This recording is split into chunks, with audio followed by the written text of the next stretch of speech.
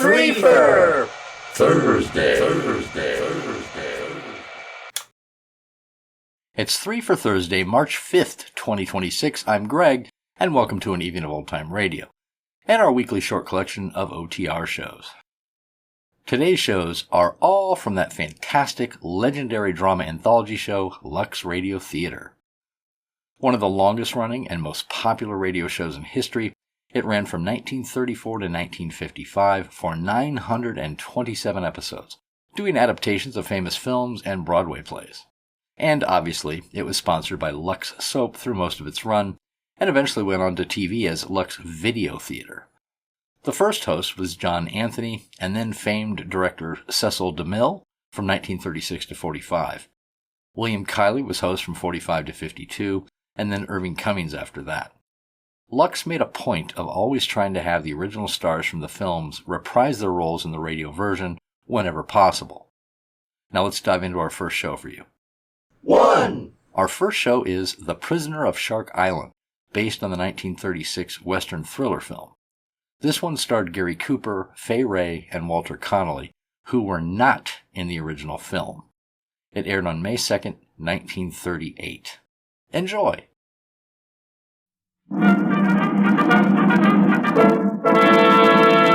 From Hollywood, California, the Lux Radio Theater presents Gary Cooper, Fay Wray, and Walter Connolly in The Prisoner of Shark Island. Lux presents Hollywood. To the thousands of loyal listeners who wouldn't miss a Monday night with us and who loyally purchase Lux toilet soap, our sincere thanks. Your continued patronage helps us to bring you these weekly performances. Tonight, the Lux Radio Theater welcomes to its audience here in Hollywood more than 40 of the country's leading radio editors. Our great cast this evening stars Gary Cooper, Fay Wray, Walter Connolly, John Carradine, and Ernest Whitman in The Prisoner of Shark Island. Our play is one of the most amazing chapters in American history, a story of the romance, the gripping drama, and the final pardon of a man condemned by fate to life imprisonment for a crime which authorities tell us he never committed. As special guest, you'll hear Mrs. Nettie Mudd Monroe, daughter of the man about whom this play was written. Louis Silvers conducts our orchestra. And now, here's our producer. Ladies and gentlemen, Mr. Cecil B. DeMille.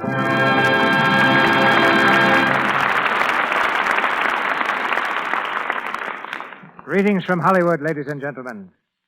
While tonight's play shares the scope, the drama, and the brilliant coloring of fiction, you'll find it much more than just a thrilling tale.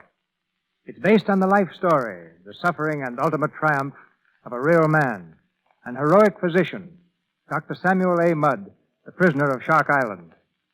Many years have passed since history wrote the story of our play, but the final chapter in the life of Dr. Mudd may be read to this day in the drowsing little community of Bryanstown, Maryland. There in the venerable churchyard of St. Mary's Parish is a simple marker on a simple grave, which reads, "Sacred to the memory of Dr. Samuel A. Mudd, died January 10th, 1883, aged 49 years. But the memory of Dr. Mudd is perpetuated beyond that humble marker. It lives on and will live on as long as men read history. Our radio adaptation of this amazing biography, screened by 20th Century Fox Studios, is heightened by the presence of one of the world's most popular actors in the title role, Gary Cooper, whose two current hits are The Adventures of Marco Polo and Bluebeard's Eighth Wife. Outstanding in tonight's cast are four other Hollywood notables. Fay Wray returns to us in the role of Peggy, and Walter Connolly plays the part of Colonel Dyer. John Carradine as Sergeant Rankin, and that splendid Negro actor, Ernest Whitman, as Buck, resume the same parts in which you saw them in the motion picture. And now, the Lux Radio Theater presents The Prisoner of Shark Island, starring Gary Cooper.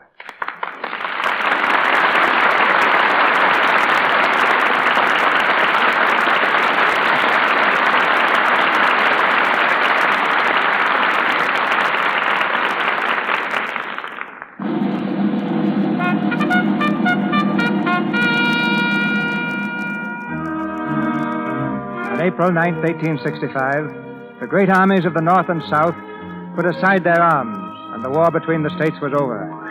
The nation, war-torn and weary, went suddenly mad with joy and relief. A few nights later, President Abraham Lincoln attended a performance at Ford's Theater in Washington. Quietly rocking in the flag-draped stage box, he seemed to be enjoying the play. A ripple of laughter comes from the audience. And then... President Lincoln has been shot! Lincoln's dead! Lincoln's dead! Part the army! Hang the traitors for us! Find the assassin! Find the assassin!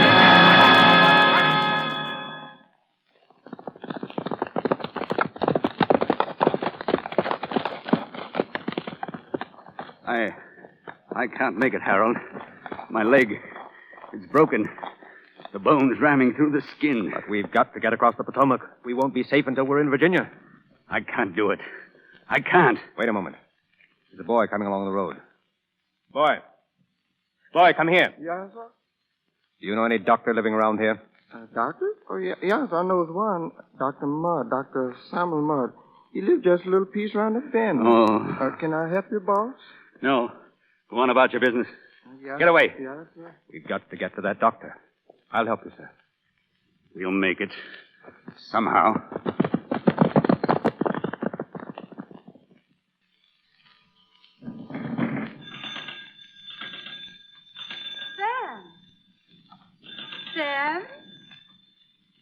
Sam, there's somebody at the door. Oh, what's that? The door. Oh, I guess it's that stork looking for Aunt Rosabelle's cabin. I've been waiting up for him. Well, if the stork doesn't know his way to Aunt Rosabelle's, after 12 visits, he never will learn. No, it's more likely that big lumbering husband of hers. Buck's all right. He's the best worker I've got on this plantation. All right, I'm coming. Just a minute. Will you get my hat, Peggy? You'd better take a coat, too. It's chilly. Oh. Are you Dr. Mudd? Yes, I am. This gentleman's... My friend's leg is broken. Can you do something for him? Oh. Well, let's get him inside first. What happened? His horse threw him. Oh. Down on this chair. Easy. You can get my satchel in the hall. Peggy, Yes, Sam? get some hot water and towels, and you might bring some coffee, too. Oh. Wait a minute, friend. I'll get that boot off. Oh. I guess we'll have to cut it off. There we are. Too bad to have to split such a fine boot. Hurry, please. I've got to be going. Not on that leg. You got a bad transverse fracture. If you're out in a week, you'll be lucky. A week? Well, you're mad. Just fix it, Doctor, the best you can. Well, I haven't any regular splints here, but excuse me a minute. I think I can rake up a substitute. Harold, quick. Give me that boot. And that knife on the table. What are you going to do? My name's on the inside. I've got to scrape it out. There. That'll do it. This coffee's not very strong, but I hope it'll warm you up a little. Oh, thank you. I never thought that anybody but doctors had to be out at this hour of the night. His mother's dying over in Virginia. Oh, I'm sorry. Lucky I didn't throw that cigar out yesterday. It'll make pretty fair temporary splints. Well, friend, I've got to set this leg.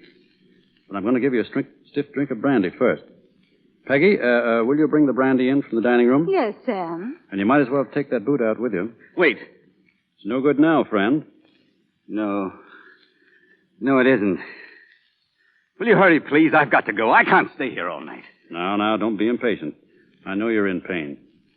Let's see that leg. Where were you? Were you coming down from Washington? No, from Baltimore. I'd certainly like to have been at the White House last Monday when old Abe asked the band to play Dixie. I guess old Abe's all right after all. Looks to me like he might be the only salvation we Southerners can look for. Him and God's mercy. Here's the brandy, Sam. Good. Drink it down, sir. It'll help you bear the pain.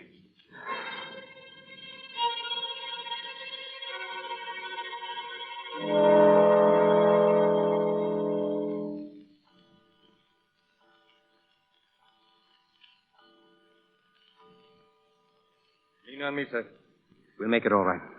This is downright foolish trying to travel on that leg. I could put you up in the spare room. No, thanks. How much do I owe you?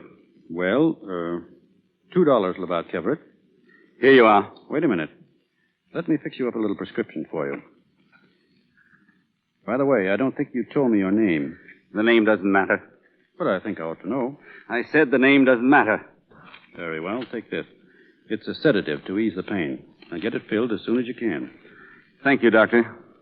You've done me a great service, and I'm sorry if I seemed abrupt or rude. That's all right. And I appreciate how patient you've been, particularly at such an hour and under such conditions. Things like that can't matter to a doctor. The door's got to be open all the time, day or night, to anyone in trouble, no matter who he is. My hand, sir. And good night. Queer sort of snake, wasn't he? How much did he give you? I didn't notice the bill. Let's see. Gosh, $50. $50? No name. Oh. $50 instead of $2. The whole affair's queer. Oh, they've discovered their mistake. They've come back. Master Sam. Well, hello, Buck. Master Sam, she's ready for you. Roosevelt sure ready for you now. The stalk arriving at last, huh?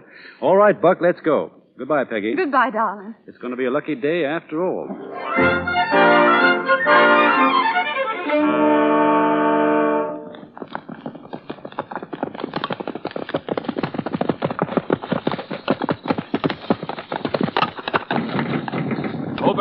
Open up there.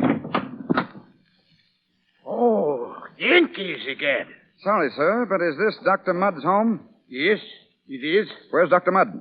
He's out on a case. Who wants to know? Lieutenant Lovett, United States Army, and this is Sergeant Henderson, my aide.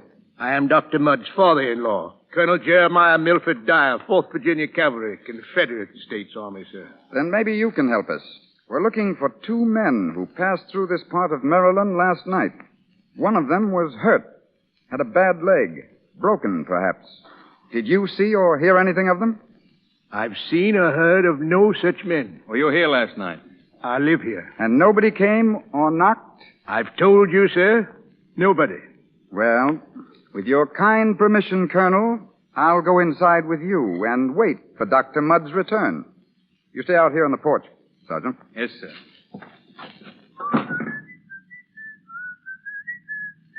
Hello, sir. Howdy, little Johnny Reb. What's your name? Martha. Martha what? Martha Mudd. And this is my dolly, Samantha. Howdy, Samantha. What's that thing your dolly's in? That's my dolly's carriage. Well. That's the first time I ever saw a boot used for a doll carriage. It's a nice one, but it's broke. Yeah? Say, where did you get this boot? Up behind the house. Mommy threw it out this morning. She said I could have it. She did, eh?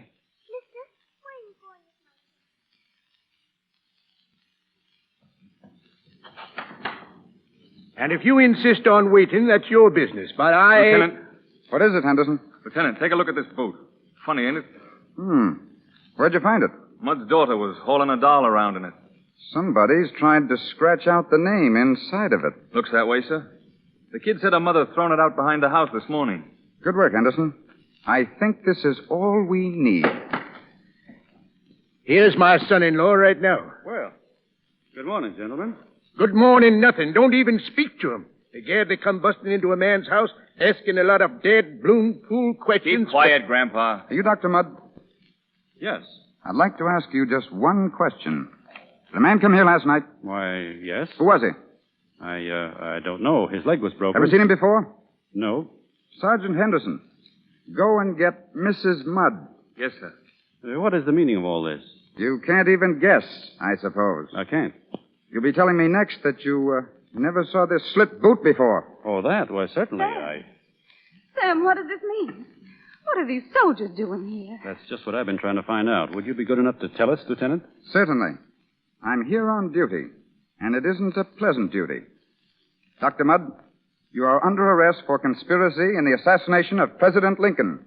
He was murdered in Ford's Theater last night by the man you aided to escape. That man was John Wilkes Booth.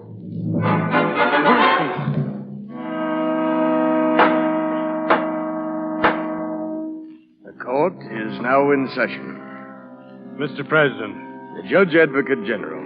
the death of John Wilkes Booth, who was shot down while resisting arrest in Virginia, has left us 8 members of his criminal band.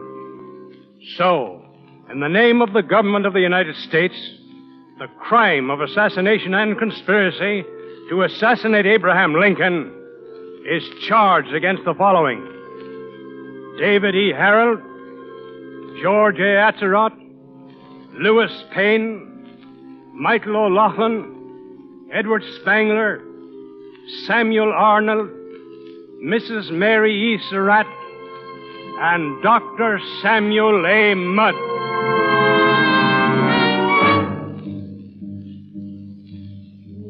Dr. Mudd was a dyed-in-the-wool slaver. Dr. Mudd served in the Confederate Army. Dr. Mudd denied he'd ever seen Booth. Dr. Mudd's name was on the prescription, I feel. When I examined Dr. Mudd in prison, he confessed to me he'd set Booth's broken leg, and then aided him with directions how to reach the Potomac and Virginia.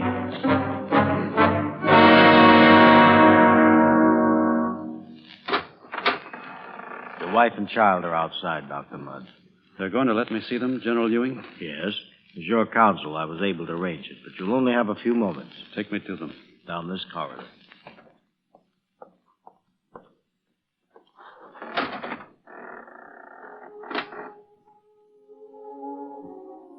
Sam. Oh, Sam, darling. Daddy. Peggy. Martha. Don't, darling. Please. Daddy, are you all right? Yes, honey. I'm all right. Oh, Doctor, I'm going to wait outside. I'll call you when the time is up. It's good to see you both. How are you, Peggy? I'm all right. Dad is here in Washington with us. And the plantation? Oh, Buck and Rosabelle are looking after things. They've been so loyal. Especially Buck. He'd do anything for you, Sam. You can count on Buck. Have you heard anything of the trial? Only what I've read in the papers. Sam, what are they going to do to you? I don't know. They can't find you guilty. They found the others guilty. But you only did what any doctor would have done. You didn't know who Booth was. You didn't even know that President Lincoln had been assassinated. They don't know that, Peggy. They believe the evidence, and the evidence is against me. They can't help themselves any more than I can. Something's got to be done. It's just like a nightmare. You can't fight. You can't run. You can't do anything. And all the time it's coming toward you, closer and closer. Daddy! We haven't given up yet. We're not through yet. No, not yet. And I haven't said I'm guilty yet. I'm sorry, but you'll have to leave. Be brave, Peggy. It's got to come out all right. Are you coming with us, Daddy? No, not now, honey, but it won't be long, and we'll all be back together again. I pray for you every night. Goodbye, Peggy. Sam.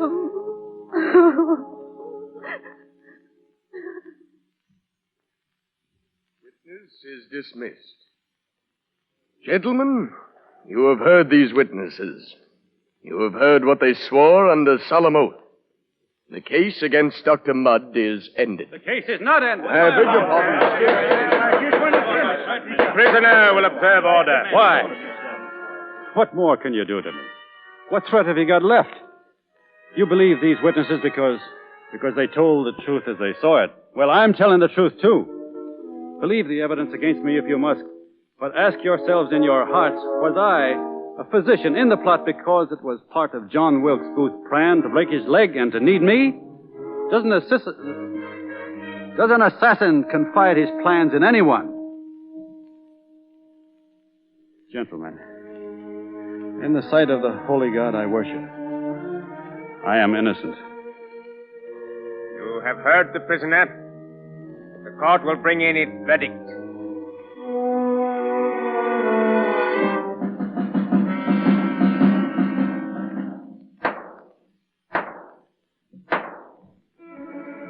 You have reached the verdict, gentlemen. We have, Mr. Secretary. What is your verdict? Imprisonment on the Dry Tortugas for life.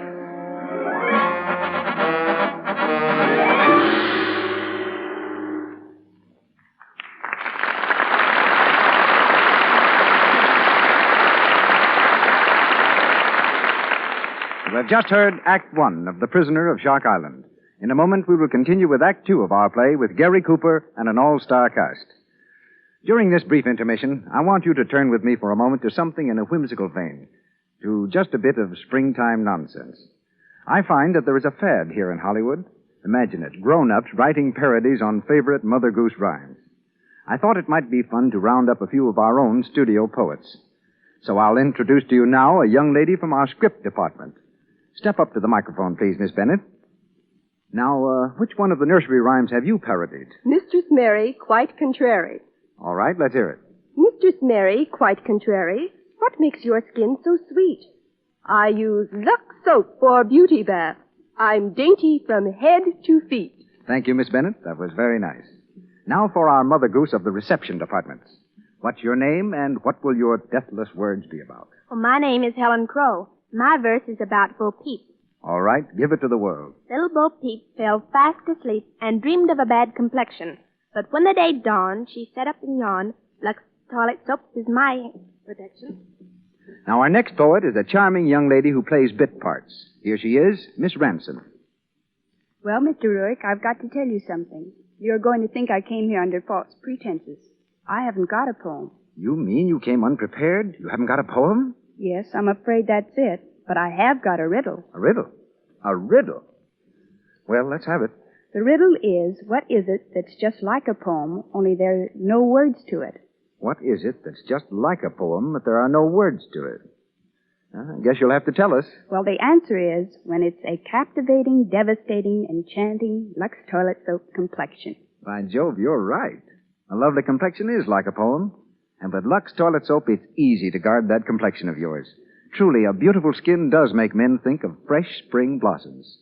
Lux toilet soap is the care 9 out of 10 famous screen stars use to guard their priceless complexions. Use it before you renew makeup, always before you go to bed at night. Let Lux toilet soap's active lather guard your complexion. Now, Mr. DeMille. Gary Cooper, Fay Ray, and Walter Connolly continue in The Prisoner of Shark Island with John Carradine and Ernest Whitman.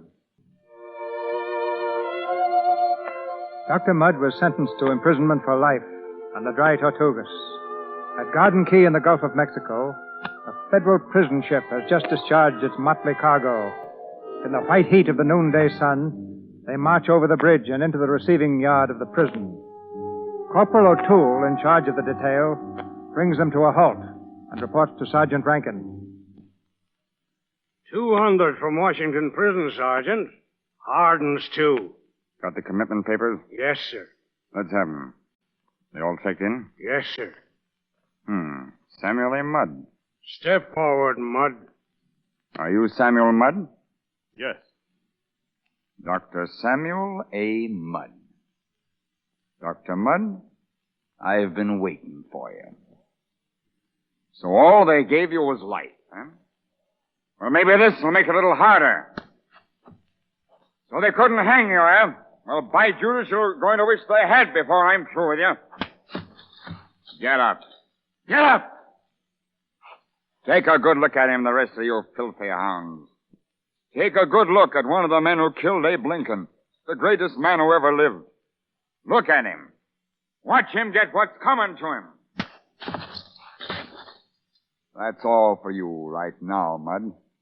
Get back into line. Now, you rats, before we go any further here, I want you to listen to me. Because I know exactly what every mother's son of you is thinking. You're figuring on whether you're going to be able to break out of here. Well, we got a little way here of putting thoughts like that out of your head. Follow me.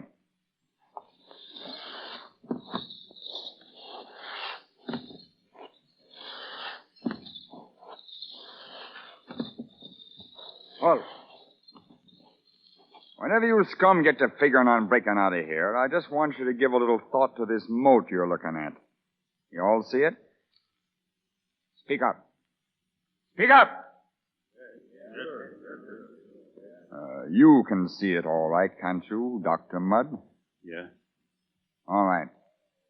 It runs all the way around the island. It's 75 feet wide and 35 feet deep. You know what we keep in it? We keep pets in it. Nice little pets. O'Toole, throw a hunk of meat in the water. Yes, sir. Now watch. Close. See those black fins? Know what they are? Sharks. You don't see the meat anymore, do you? Well, that gives you a little idea of what would happen to any of you if you tried to swim that moat. How do you like that, Dr. Mudd? Soldier? Yes, sir. Take Dr. Mudd over to the Sawbones for a physical examination. We'll check him in first because Dr. Mudd is going to be our favorite here. Yes, sir. This way. All right. That's all, Mudd. Put your shirt back on. Thank you. Dr. McIntyre, I'm also a physician. I know you are. I simply thought that, as another physician, you would understand the evidence against me. The obligations of a doctor to give aid to anyone in pain and need, whoever he might be. Mr. Mudd, if you assumed you might find sympathy here, get rid of the idea. The profession you have dishonored is ashamed of you. Ashamed of your membership in it. As a doctor, I may inform you that I despise you even more than the rest of the world. It would be of no use for me to swear to you, on the honor of the profession we both love and respect, that I had no part whatsoever in the death of Mr. Lincoln. It would be of no use whatever. I see. Very well, Doctor.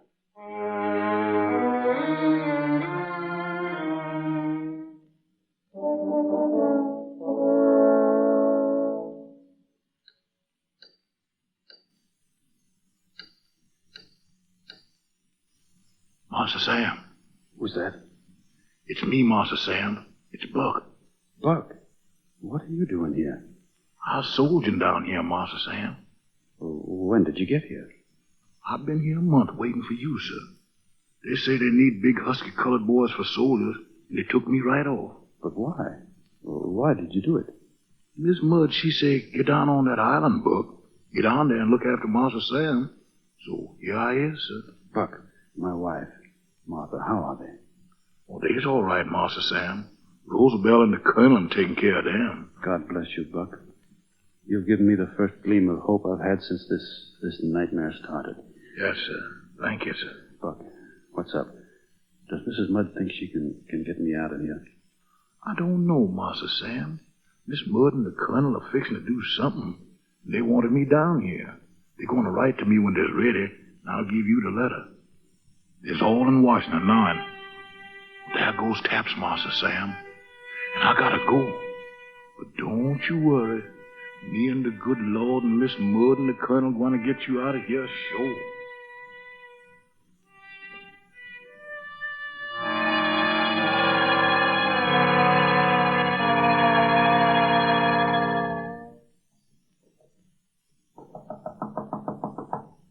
Who is it? It's me, Peggy. Oh, Father. I finally persuaded General Ewing to pay our Washington home a little visit. How do you do, General? My pleasure, madam. General Ewing, this is Judge Maben of the District Superior Court. Pleasure to make your acquaintance, Judge Maben. The judge is a Yankee, but honorable. Thank you, Colonel. The judge is going to get Sam out of jail, General. Just a moment, Colonel. You're taking too much for granted. You have some kind of a plan, Judge Maben? Well, the plan is Mrs. Mudd. No judge would dare devise anything so extreme. General, I explained to Judge Maben what happened to the writ of habeas corpus you obtained for Sam. Well, of course, you understand Dr. Mudd is in a military prison.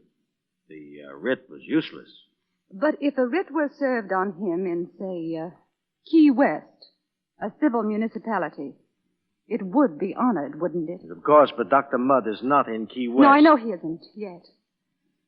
But suppose, just suppose, that we could get him there. Great Scott, Mrs. Mudd, you surely wouldn't dare I'd to dare do so. anything for my husband. And it's not only freedom I want for him. It's exoneration, too. He's innocent. And they've got to say so to the entire world. Just a moment, Mrs. Mudd. General Ewing, all I have to say is this.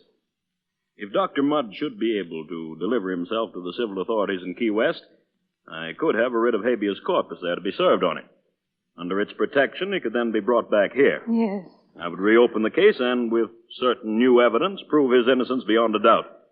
But, as to how Dr. Mudd is going to be able to get to Key West, I'd rather not hear.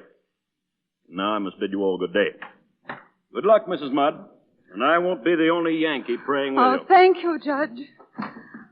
Oh, we'll sell everything, pawn everything, mortgage everything.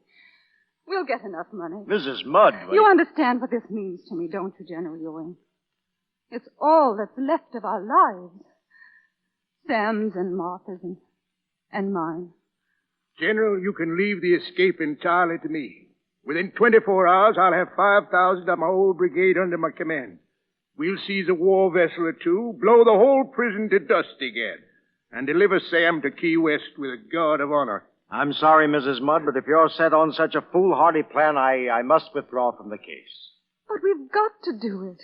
He's got to be free, to be tried again. It's the only way, don't you see?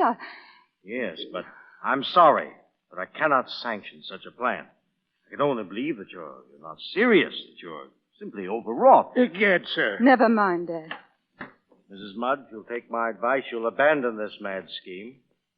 Goodbye to you both. Dad, what do you think? Egad, sugar, we'll show 'em. I'm sick and tired of this fiddling around. I'm a man of action, Egad. We'll get Sam out of that prison, and we'll raise enough money to do it. This sword here on the wall. Stonewall Jackson gave me this blade. Pure Toledo. This will be the starter to raise money to hire a ship. And if I don't get $150 for it, I'll have the pleasure of splitting the heart of the swine who dares to offer me less.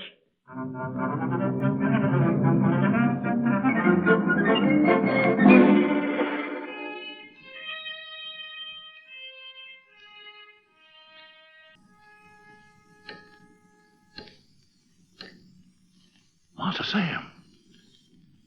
Yes, Buck. I got a letter for you, and a piece of soap with a key to your cell in it. Give me the letter, quick. Yes, sir.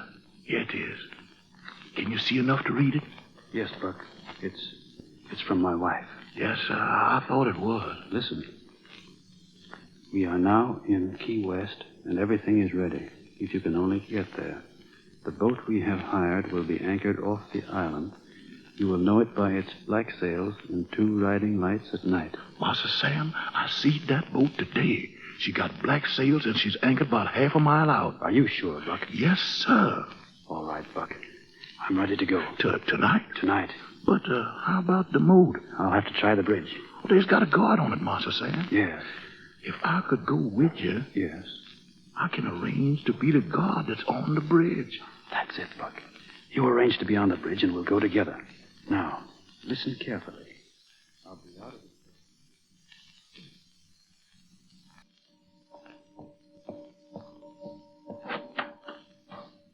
O'Toole.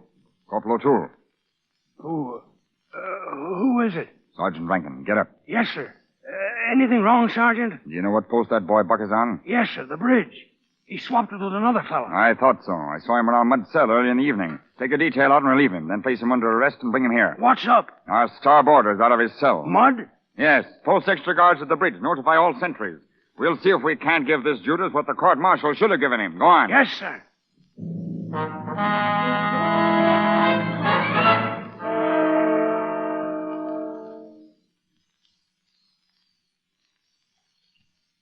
Buck. Halt! It's Dr. Mudd, Buck. Halt down there. Halt or I'll shoot. Halt! You get him, sentry? No, there he is on that ledge on the wall, just above the moat.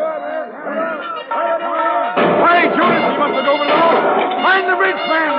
Find up. There he is, down in the water. What's the matter with you fools? Can't you hit him? He's swimming underwater. Keep shooting just the same. He'll never make it. If we don't get him, the sharks will. What sharks? Why, what sharks do you think, Dr. McIntyre? That barrage of bullets on the water, you're lucky if you've got a shark left in 100 yards of that stuff. Huh? Stop! You scum and let him escape. There's the sharks. They're coming back. Don't fight, I tell you. Just leave him to the fish. They'll get him. I don't see him. Look, out yonder. There he is. Where? He's outside the moat, swimming out to sea. Why, Judas, he must have gotten through the drain pipe from the seawall. There's a schooner out there with 2 riding lights putting in toward him. They're going to pick him up. I'll fix that. O'Toole. Yes, Sergeant. Detail men for 3 8-odd cutters and get them launched on the double. Yes, sir. I want that man back. And I want him back alive, understand? Alive.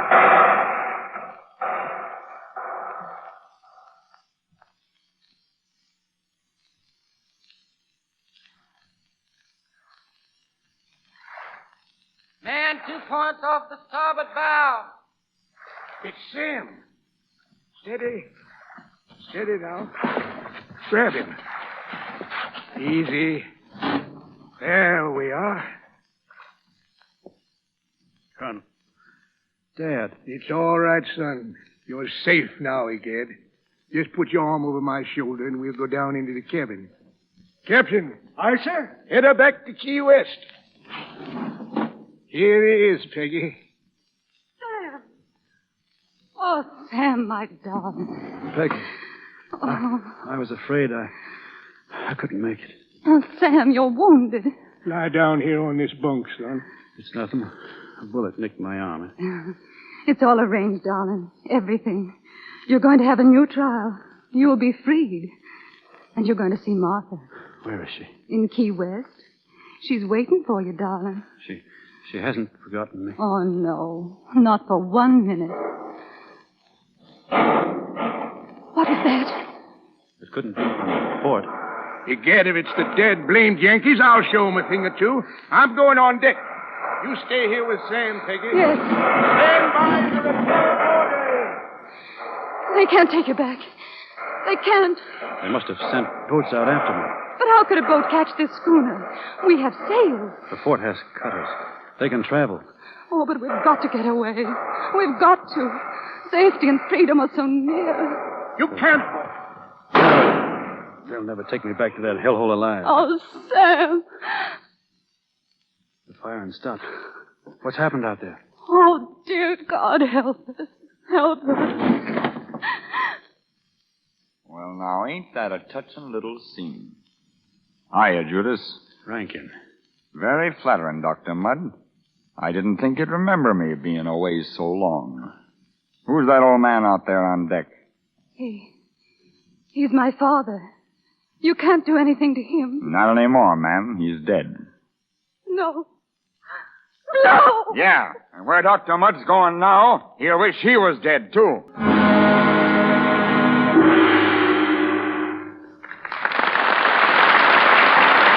We pause for station identification. This is the Columbia Broadcasting System.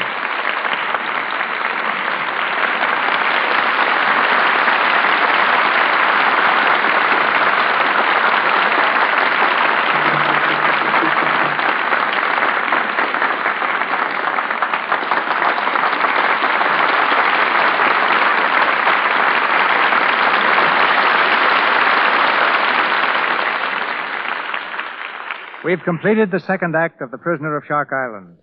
In this intermission, before Gary Cooper and our all-star cast return in Act 3, a remarkable privilege is ours.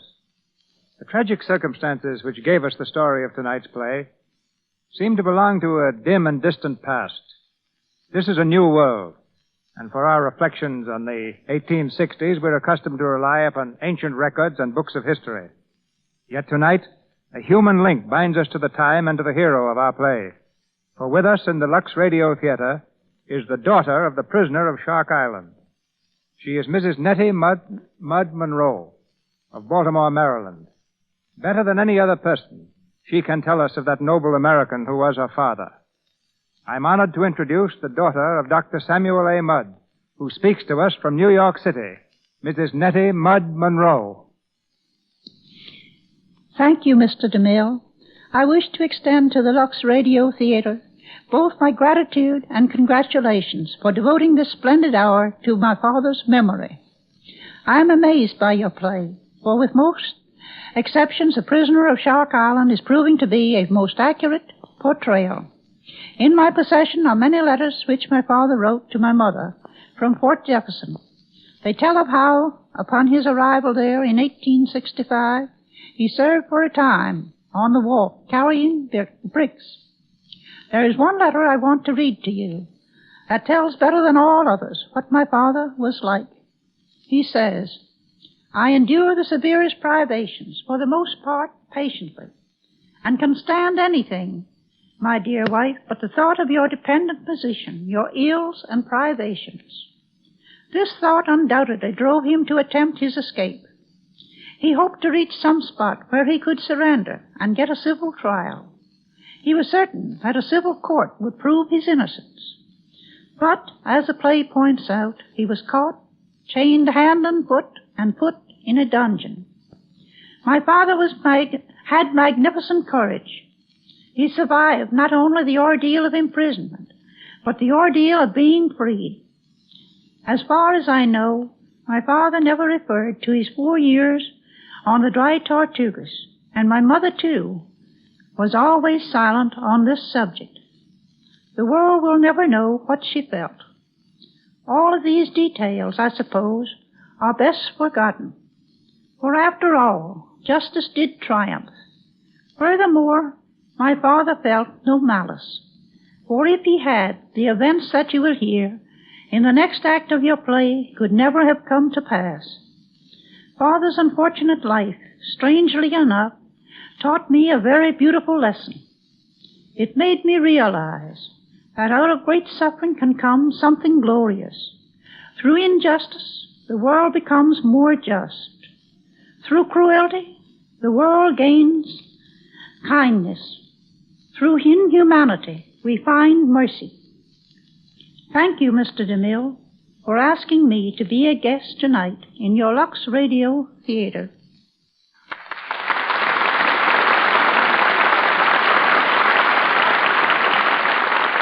We're back now in Hollywood and send to you, Mrs. Monroe, our sincere gratitude. In a moment, Mr. DeMille raises the curtain on the third act of our play. But first, I would like to remind you that Lux toilet soap not only safeguards the complexions of the lovely screen stars and guards against unattractive skin, but that it makes a grand beauty bath as well. Lux toilet soap's active lather frees the pores of perspiration, every trace of dust and dirt. It's a grand way to protect daintiness. Now, our producer. We continue with The Prisoner of Shark Island, starring Gary Cooper with Fay Ray, Walter Connolly, John Carradine, and Ernest Whitman. 4 days have passed since Dr. Mudd was captured, taken from the ship and thrown into a dank and dreadful hole far below sea level. Buck has been imprisoned with him. On the floor of their cell, they lie exhausted. Master Sam. Yes. How long's it been, Master Sam? 3 days, I think. Maybe 4, 5. Master Sam, can you give me a little more of that water, sir?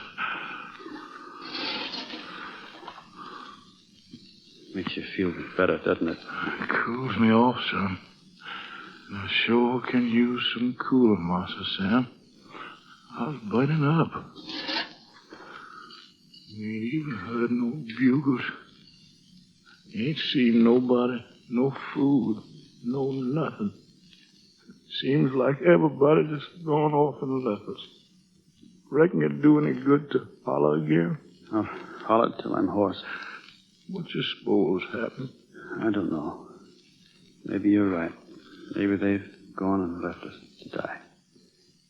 It doesn't matter, does it? No, sir. I reckon not. Feel to me like I'm going to die anyhow. Listen. There's somebody coming. Hello? Coming this way. Yeah, we is, yeah. Mudd. Dr. Mudd. It's Major Stone. Major Stone, the commandant. What he want here?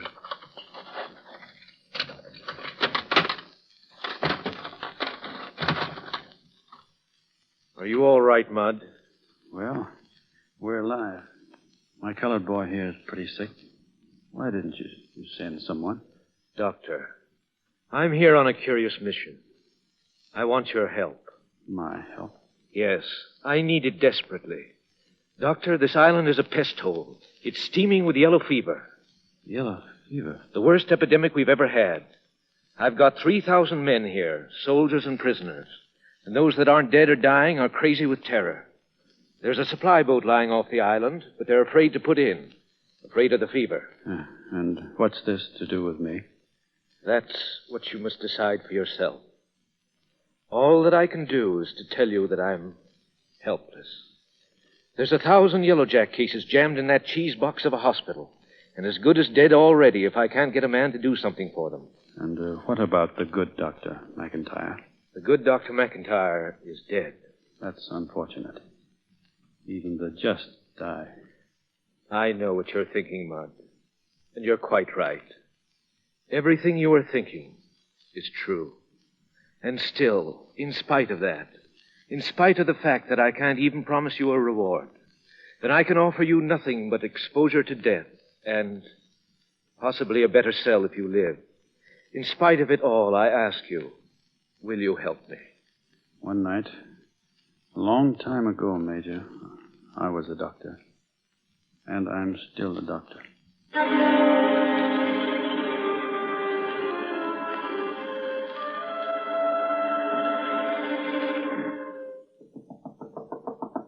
Come in. Dr. Mudd, sir. Come in, Doctor. How's it going? Badly, sir. When the soldiers heard about Dr. McIntyre dying, they all quit. Where are they now? They're in the mess hall, barricaded. Guards and all. But we've got to get somebody to help. The patients are all alone, deserted. Have I any authority?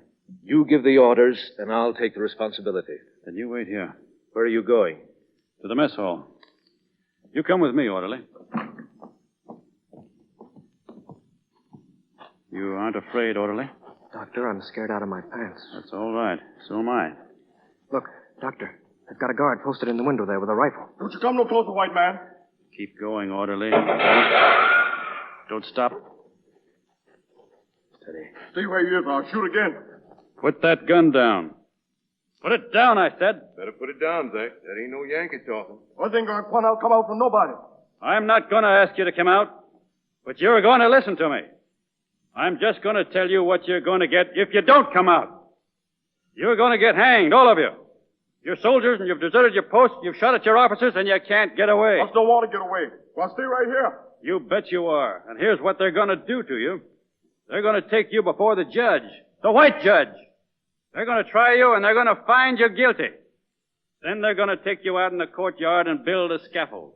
And you're going to have to build it yourselves, your own scaffold. And when you've got that done, you're going to do some digging. You're going to dig your own grave. He oughtn't talk like that. That ain't no Yankee just talking to hear himself talk. That's a Southern man. He means it. Then the law's going to hang you. They're going to put ropes around your necks and choke you until you're dead. Dead! But for those who want to live, that want to be saved, I've got a proposition. I need help outside. Water boys, workers, boys who will do what I say. Any of you boys who are willing to do that, I promise to save from hanging. Well, what do you say? I don't know what the rest of them say, white boys, but here I is. Good. I'll give the rest of you 1 minute to make up your minds. Are any more of you coming out? Yes, sir. I don't want to dig no grave. All right. Here we is. Now, part of you men begin tearing out the windows of the hospital building, sash and all. I'm going to get fresh air and sunlight in there. You others get to soak the blankets piled over there. I'm going to wrap the sick men up and keep them wet until I wash out some of this fever. Now, go on. Everybody, get to work.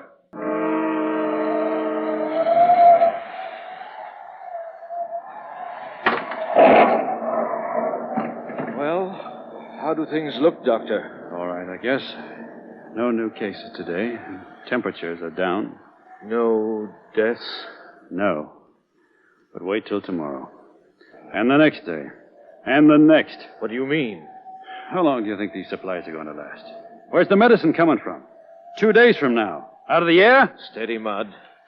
And how long do you think I'm going to last? I'm human, too. You've got to get some sleep, Doctor. You've had 5 days of this, and you're exhausted. And right out yonder, not a quarter of a mile away, there's a ship full of supplies and a half a dozen doctors. And the whole United States government can't make that boat come in and help us. Mud, will you let me put you to bed? No. I'll go myself. I'm tired. You've got to take care of yourself. We need you. All right. I'm sorry. Get a good rest, and I'll look in on you in the morning.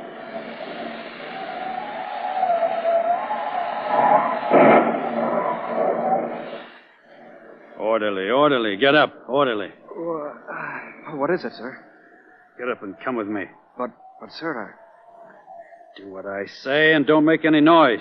Doctor, you're sick. Yes, I'm sick. Yellow Jack. I'm the doctor, but I've got the fever. You didn't know doctors could get yellow fever, did you? Come on. Only doctor in the world got 1,000 cases. Only doctor in the world got to look after 1,000 cases without medicine. Doctor, would you tell me where we're going? Yeah, here's where we're going first. There's a signalman still on duty, isn't there? Yes, sir. He's over there by the gun emplacement. That's just fine. Gonna need his signal lights. And maybe the cannon. What are you going to do, sir? You don't need to worry about that. Signalman, Yes, sir. You in communication with that supply ship out there? Yes, sir. Is it coming in? No, sir. The captain says it's impossible. Too dangerous in this storm. All right. Signal him to come in. Tell him if he doesn't, I'm going to fire on him. Excuse me, sir, but that's a government ship. I can't signal such a message. You see this gun I got in my hand? Well, yes, sir. You signal that ship what I told you, you'll never signal again. Tell the captain I say come in. Yes, sir. I'll tell him. You boys over there, load that cannon. Yes, sir. Load it up, boys. You a good marksman? Yes, sir. You'd better be. I want the first ball dropped just close. Let's see how close you can come without hitting the ship. Oh, he'll be close, sir. What does the captain of the ship say, signalman? He says he won't come in, sir. Give him one. Close. Fire! They're putting out to sea, sir. They are, huh? Hit him this time. You can't do that, Doctor. You fool. I've got to get that medicine. I've got to get those doctors. I've got the yellow jack, too, like everybody else. I'm sick. Someone's got to look out for things. We need help. Give it to him. I tell you, fire! That one hit the mast. He's turning. He's coming into the wharf. Doctor, what are you doing? Compliments. Major, I've just got somebody to take over my job. Catch him.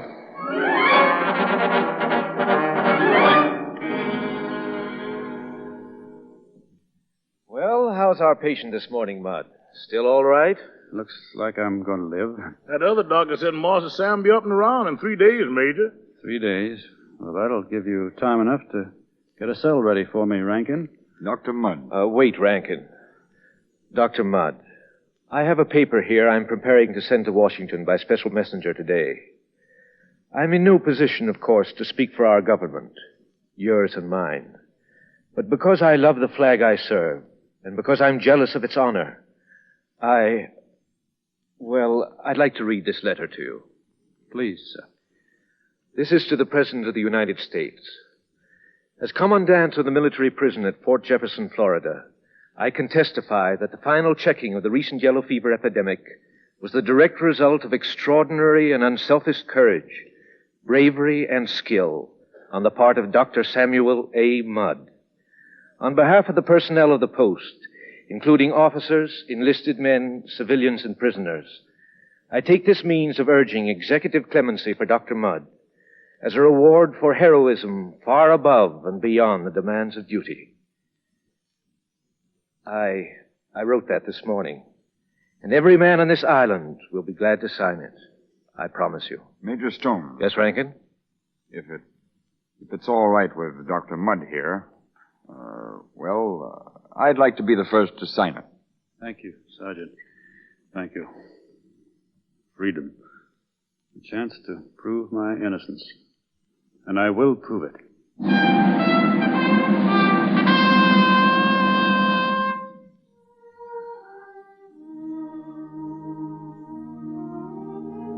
Mama, is he coming home today, Mama? Is Daddy coming home? Yes, dear. He sure is, honey. And the President of the whole United States is sending him home just special for you. But where is he, Mama? Why doesn't he come? Oh, he'll be here, darling, very soon. And when he comes, he may not look like he did when you saw him last. But don't say so, dear. Just kiss him. Kiss his cheeks and his eyes and his hand and... Listen, there he is. He coming now, Miss Moore. He coming right now. Welcome home, Uncle Daddy! Daddy! My baby. Peggy. Oh, Sam. Sam, darling. Dear God, I'm home.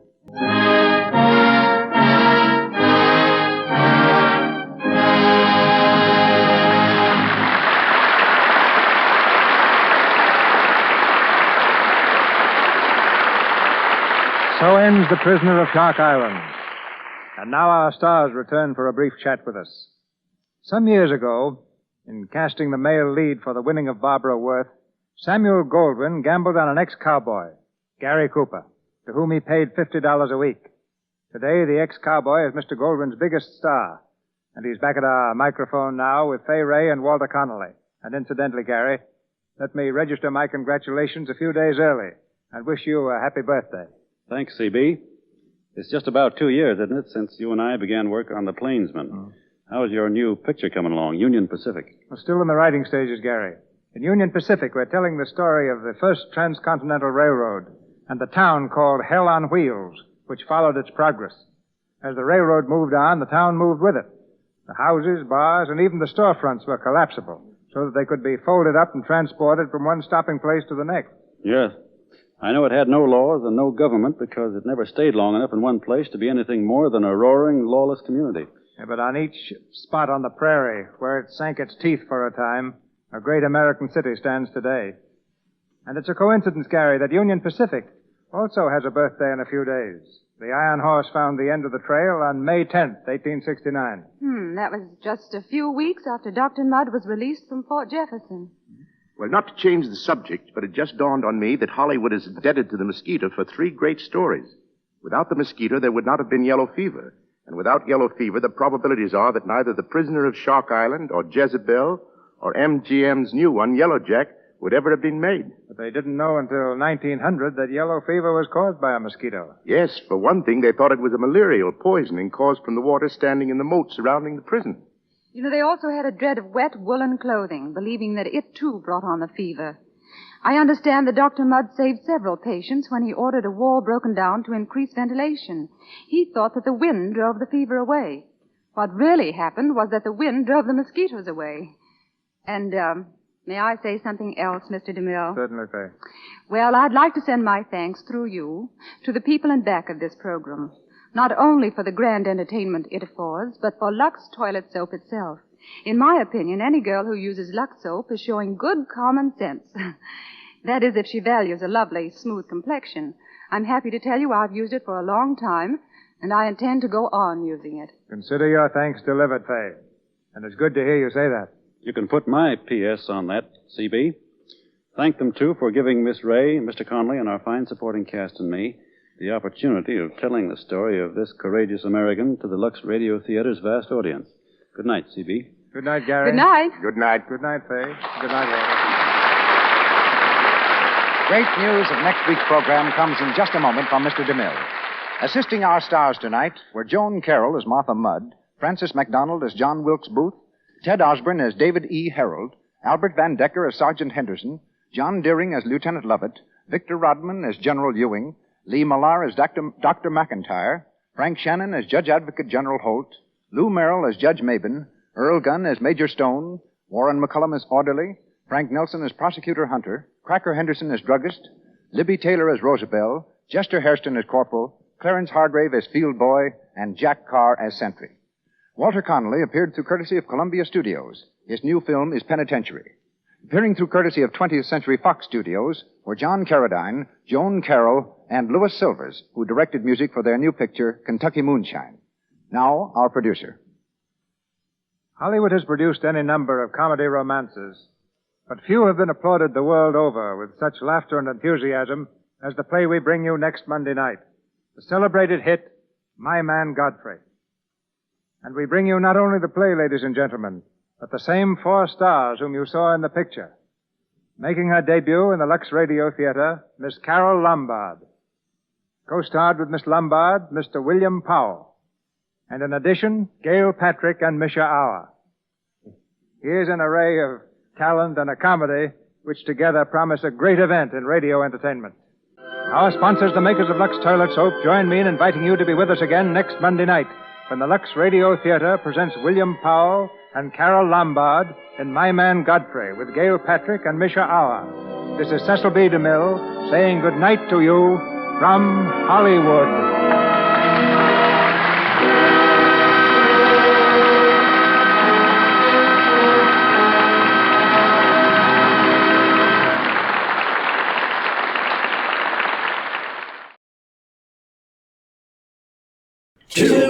Our second Lux show for you today is A Blueprint for Murder from March 29th, 1954, their adaptation of the 1953 noir thriller film.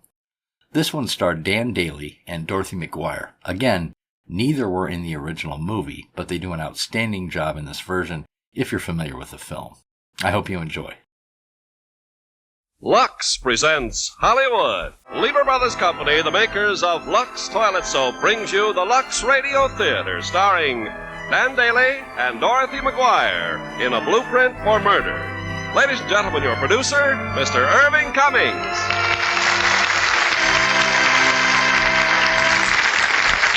Greetings from Hollywood, ladies and gentlemen. Tonight's play, A Blueprint for Murder, is a spine-tingling mystery. The thrilling drama of a romance which was overshadowed by the suspicion of murder. It's the quandary of a young man who suspects that the lovely young widow of his brother may be a diabolical poisoner.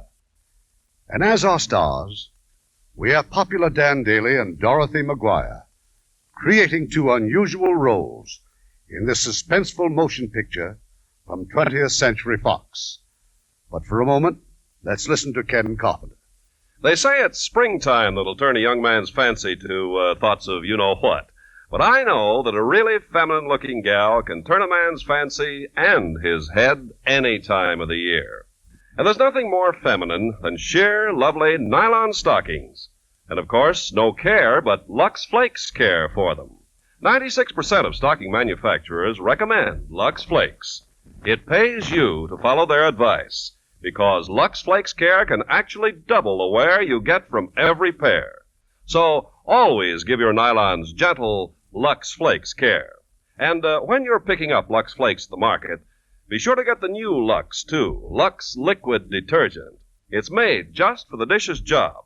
Even though the carpenters have been using Lux Liquid for months now, I still can't get over how quickly it floats grease off plates and glasses. And so little will do so much. Just a teaspoonful does a dishpan full. While it's rough on grease, Lux Liquid is gentle on your hands. Every bit as mild as you'd expect a Lux product to be.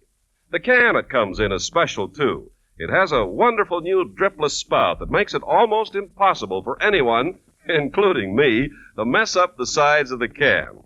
Yes, Lux Liquid is the next best thing to a dishwashing machine. As good for dishes as Lux Flakes are for nylons. If you don't agree, both are all we say, Lever Brothers will give you back whatever you paid for them.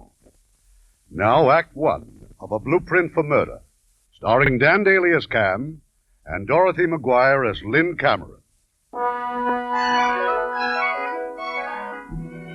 The telegram was waiting for me in New Orleans. The telegram from Lynn. I took the next plane back and rushed to the hospital. Late that afternoon, the doctor was able to give us some real encouragement. And so I think our worries are over, Mr. Cameron. But she was a mighty sick little girl. You still don't know what was wrong? Not for sure. The tetany test was negative. Tetany? Those muscular spasms she was having, they're quite characteristic. Well, I'm sure she'll have quite a comfortable night. I understand you're the child's uncle, is that right? Yes, her father's dead, and my brother. I'm very attached to both children and their stepmother. Well, Mrs. Cameron's had quite an ordeal. Why not take her home? We'll have a special nurse on duty, and if anything at all comes up... I'll try and get her to leave now. Oh, I wouldn't think of leaving here if it weren't for Doug.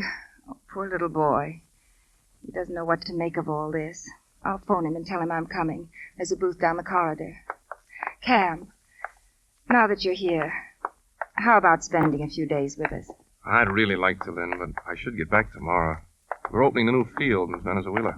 You're always roaming all over the world. Did it ever occur to you that we might like to see you once in a while?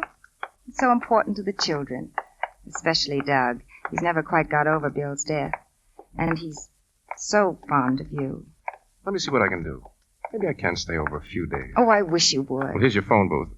I'll look up a public stenographer. I got some letters and a couple of telegrams to get off. I'll meet you at the house. Wonderful. We'll expect you for dinner. And, Cam, thanks for everything.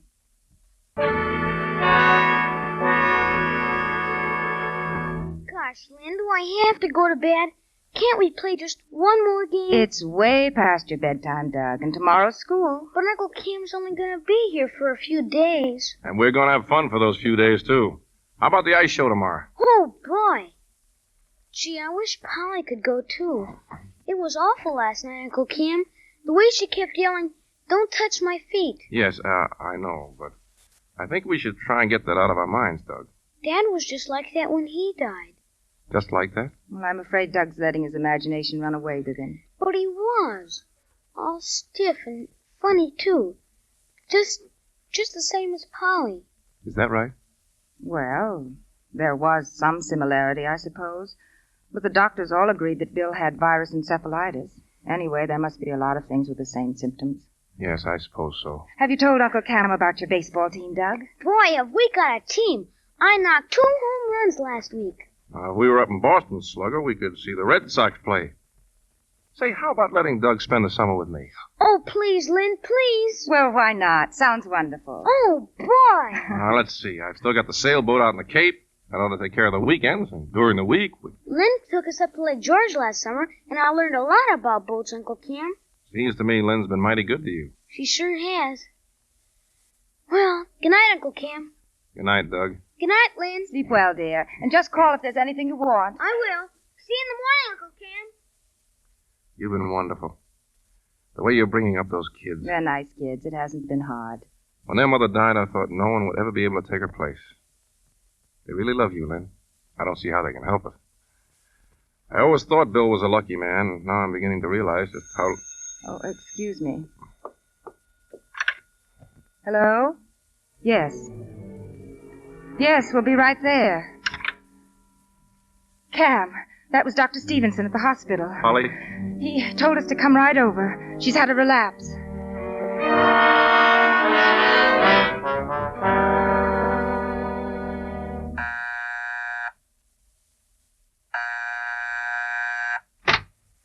Cam! Well, when did you hit town? Hello, Fred. Well, come in. Hey, Maggie, look who's here. Oh, this is wonderful. We haven't seen you in ages. Had you breakfast? Fred, I've got bad news. I wouldn't be here at this hour except... It's Polly, Fred. Polly's dead. Dead? Cam? Well, of all the wonderful surprises. Take it easy, honey. Some terrible news. Little Polly Cameron. She's dead. She's what? I just can't believe it. Accident? No, she took sick. When, Cam? When? Early this morning at the hospital. Oh, what a tragedy. And Lynn and poor little Doug, how's he taking it? Well, they're both under sedatives. Your breakfast, please go ahead. You'll have some coffee anyway. I'll get another cup. I've no right to barge in like this, and I should have phoned you first. That's a fine way to talk to an old friend. Fred, you're still handling the estate, aren't you? Yes, of course. Cam, what was wrong with Polly? Well, the doctor seemed rather uncertain. He doesn't know? Sometimes it's hard to tell, I suppose, but there's one thing about it that bothers me. Well? Apparently, Polly had the same sort of convulsions that Bill had before he died. Cam, are you sure of that? I'm not sure of anything. I only know that Polly kept screaming, "Don't touch my feet." That's very curious. I don't see anything curious about it at all. It's just that I'm afraid there might be something hereditary in all this, and that it could hit Doug, too. Cam, you weren't here when Bill died, were you? No. Well, what did the doctors tell you he died from? Virus encephalitis, sort of a sleeping sickness. Yet in Polly's case, they don't know? Somehow back in my mind, that "don't touch my feet" rings a bell. Maggie, please. She still writes for those pulp magazines. You know what an imagination she has. This has nothing to do with imagination. This was research I did at a medical library a couple of years ago. I had an idea for a story, and That's what I thought, a story. Well, maybe you're right. Forget it. Well, if there's something on your mind, say it. Well, I was looking up a murder case.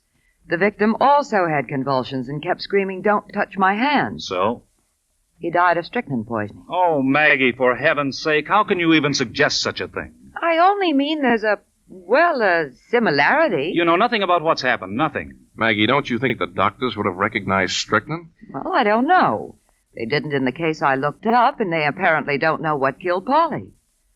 Let's see what the encyclopedia says about convulsions. Why do you always have to dramatize everything? You're really going off the deep end, Maggie. Well, look it up if you want to. She sees a man take a pocket knife to sharpen a pencil, and right away she starts building up a murder case. Well, don't both of you jump on me. I only mentioned it as something that should be looked into. Anyway, here it is in the encyclopedia. Let me see it. Well, they list 8 causes. Tetanus. Only tetanus would have required a cut. Obviously it wasn't rabies. Epilepsy? There's no history of it in the family. With all these others, like a brain tumor, there would have been earlier indications. All except one. Well? Read it. Poisons, especially the alkaloids such as strychnine. That doesn't prove anything. No, of course not. I'd like to use your phone. I'd like to call Dr. Stevenson.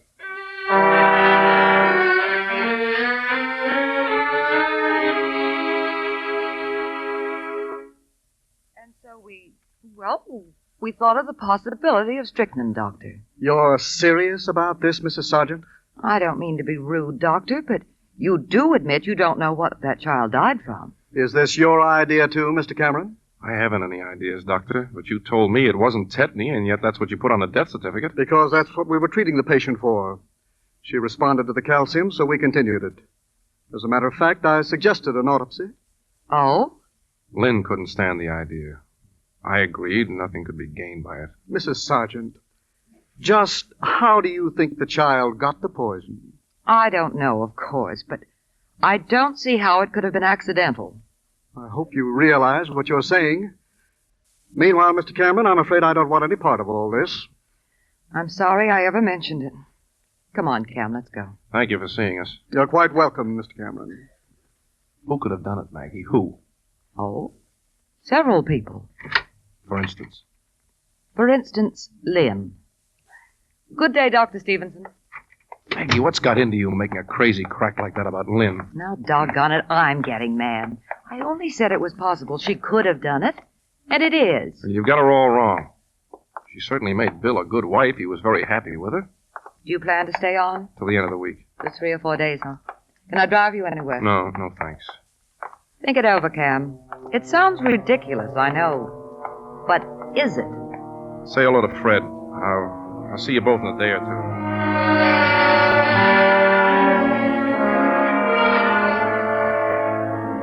I was with Lynn most of the next few days.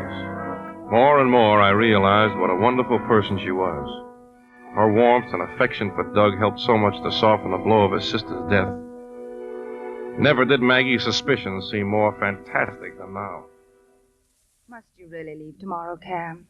I've stretched it as long as I could, Lynn, but I'll be back as soon as I can. You can rely on that. I don't know what I would have done without... Yes, Anna? It's the phone, ma'am, for Mr. Cameron. It's Mr. Sargent. Tell him I'll call him back later, Anna. No, go on. I'll run upstairs and see if Doug's asleep. I'll take it in the study, Anna. Yes. I just wanted to know if you're still leaving in the morning. Yes, of course. Why? Well, I hesitate to talk about it on the phone. It's about your brother Bill's estate. Well? Under the terms of his will, Lynn shares in trust. She receives only the interest unless... Well, unless what? Now, I don't want you to think we're jumping at conclusions, Cam. We're not. It's just that I'm... Unless what? Unless both children were to die. Both Polly and Doug. Fred, what the devil are you trying to say? Well, it could provide a motive. I'm not amazed at you. I know how all this must sound, Cam, but I think you ought to stay over another day so we can talk it over. All right. All right, I'll see you in the morning.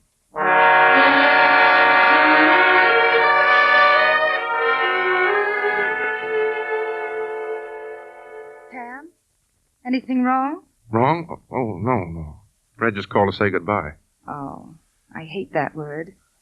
I told him he was being premature, and I've decided to stay a day or two longer. That is, if it's all right with you. You know it is.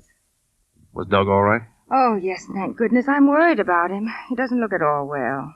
It's been the same for him as for the rest of us. Such a terrible shock. No, but Doug hasn't been looking well for weeks. I'm thinking of taking him out of school, Cam, maybe a trip to Europe. Why? Well, he needs a change. Everything here only reminds him of his father and Polly. And it'd be good for me, too. How long would you be away? Oh, I don't know. Maybe a year or so. That long? Might be very good for him. Visiting all the little out-of-the-way places and just taking it easy. I'm not worried about his schoolwork. He's such a bright boy. We could take some sort of study schedule with us, and in that way it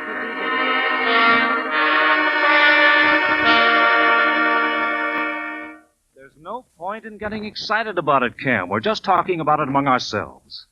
But I can't close my eyes to the fact that Lynn did have a motive.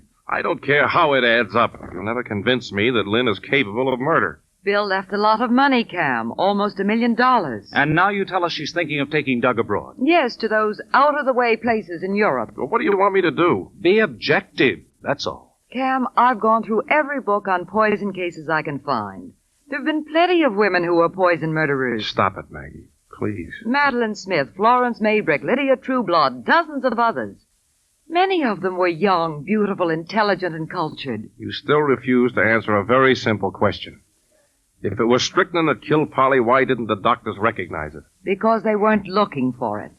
Here's the dope on lots of famous poison cases. Not in one instance did a doctor call the turn based on medical diagnosis. You just can't dismiss it as impossible, that's all. At least I can't. And here's something else you might look over. This happened in Philadelphia. More than 100 people killed by arsenic before even one of the cases was suspected. Yet that's the only case reported in Philadelphia in the last 20 years. All right. How do they account for it? Because there are so many diseases, apparently, that simulate poison symptoms. And the idea of murder seems so utterly incredible to the doctors that it doesn't even enter their minds. Don't think I'm sold on this theory, Cam, because I'm not. Too many things don't make sense. If Lynn were guilty, for example, she'd have had Polly's body cremated. Lynn did want Polly cremated. I talked her out of it. Bill wouldn't have wanted it. I see. I didn't know. Then Polly could have been poisoned. Cam, we just can't dismiss this lightly. Well, I can and I will. And if Doug should also die, Cam, then what? Doug?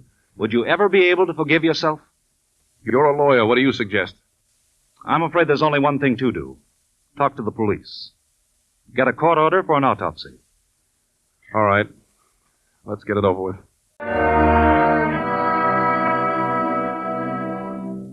Pam? Aren't you coming in? Dinner's ready. Oh. What's the matter with you? You've been staring out of that window for half an hour. Ever since you got that phone call. Where's Doug? I told you. He's having dinner at his friend's down the street. Lynn, I've got to talk to you. Well, can't it wait until after dinner? No, it can't wait any longer. Lynn, I don't know how to begin. That phone call before, it was about Polly. Polly was poisoned. Poisoned? Yes. Oh. Why, it just couldn't be. Cam, there must be some mistake. I'm afraid not. But how? How could it have happened? The police think it was intentional. Police? Yes, it was their medical examiner who performed the autopsy.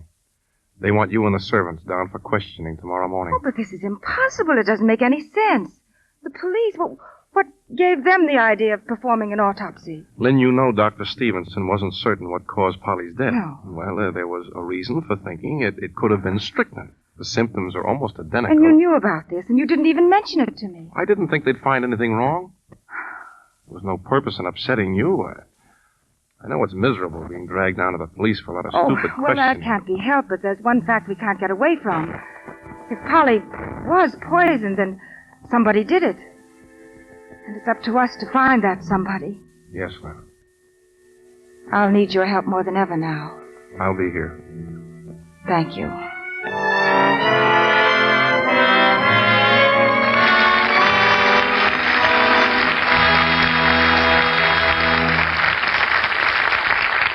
Before we continue with Act Two of A Blueprint for Murder, let's hear from Francis Scully. Well, I've been having spring fever, Ken, so I went to see Metro-Goldwyn-Mayer's romantic hit, Rhapsody. Well, I'd say that has the perfect cast for romance, Francis. Beautiful Elizabeth Taylor in Technicolor, and those two sensational screen discoveries, Vittorio Gassman and John Erickson. Yes, and in the picture, they are brilliant young musical artists.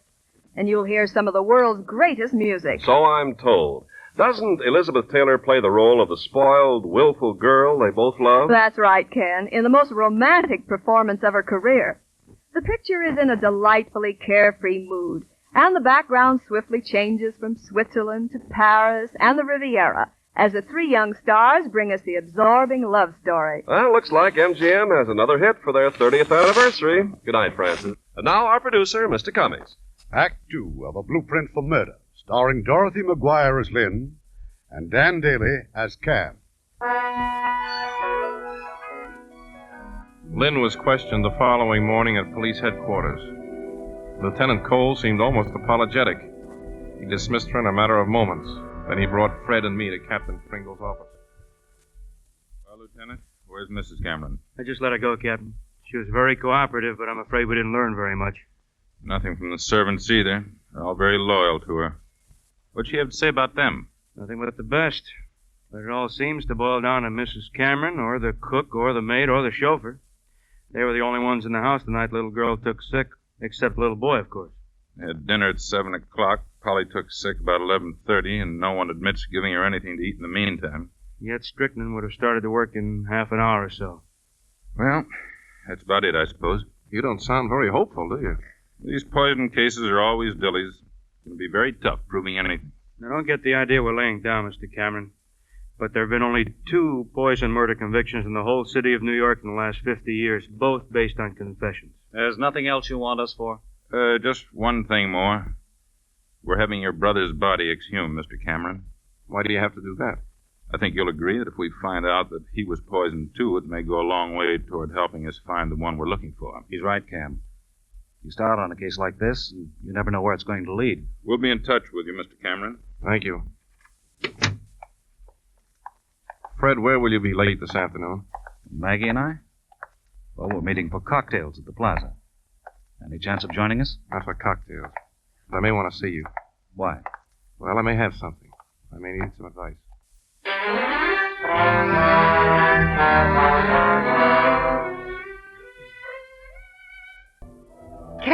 Cam, over here. Hello, Maggie. Well, I've just come from the library. Oh, no, not you, too. I went through all those books on toxicology. Lynn couldn't have done it, only now I can prove it. How? You die of strychnine during a convulsion. You die of suffocation. Well, what does that mean? It means that somebody gave Polly a second dose in the hospital. In the hospital? She was getting better. How could convulsions start all over again nearly 20 hours later? I never thought of that. No, and neither did the police or anyone else. Besides, I called the medical examiner, and he had to agree. Well, of course, in all the strychnine cases we looked up, they either died in a few hours or they got well. And it proves that Lynn is absolutely innocent. But how could the hospital have given Polly strychnine? By mistake? That's what I've got to find out. I'm seeing Dr. Stevenson again in the morning.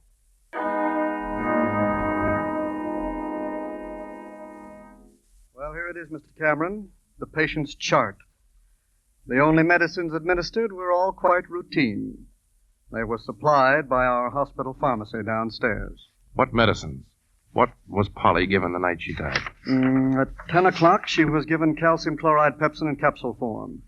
We'd been giving her other calcium preparations, but she'd complained of the disagreeable chalky taste. So at 6:30, I switched to these. She was given a second capsule at 10:30. Well? No ill effects indicated.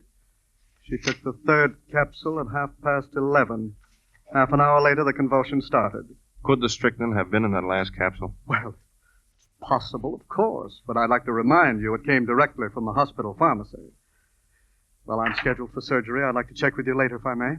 Thanks, I appreciate your help. Frankly, though, I don't know what more I can add.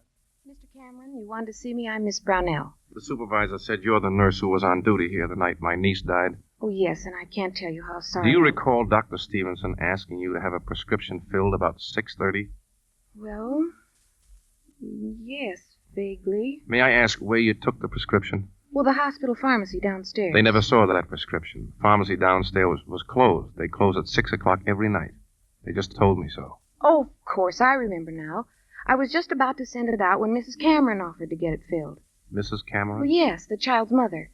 I remember it very clearly now. Well, is that all, sir? Yes, thanks.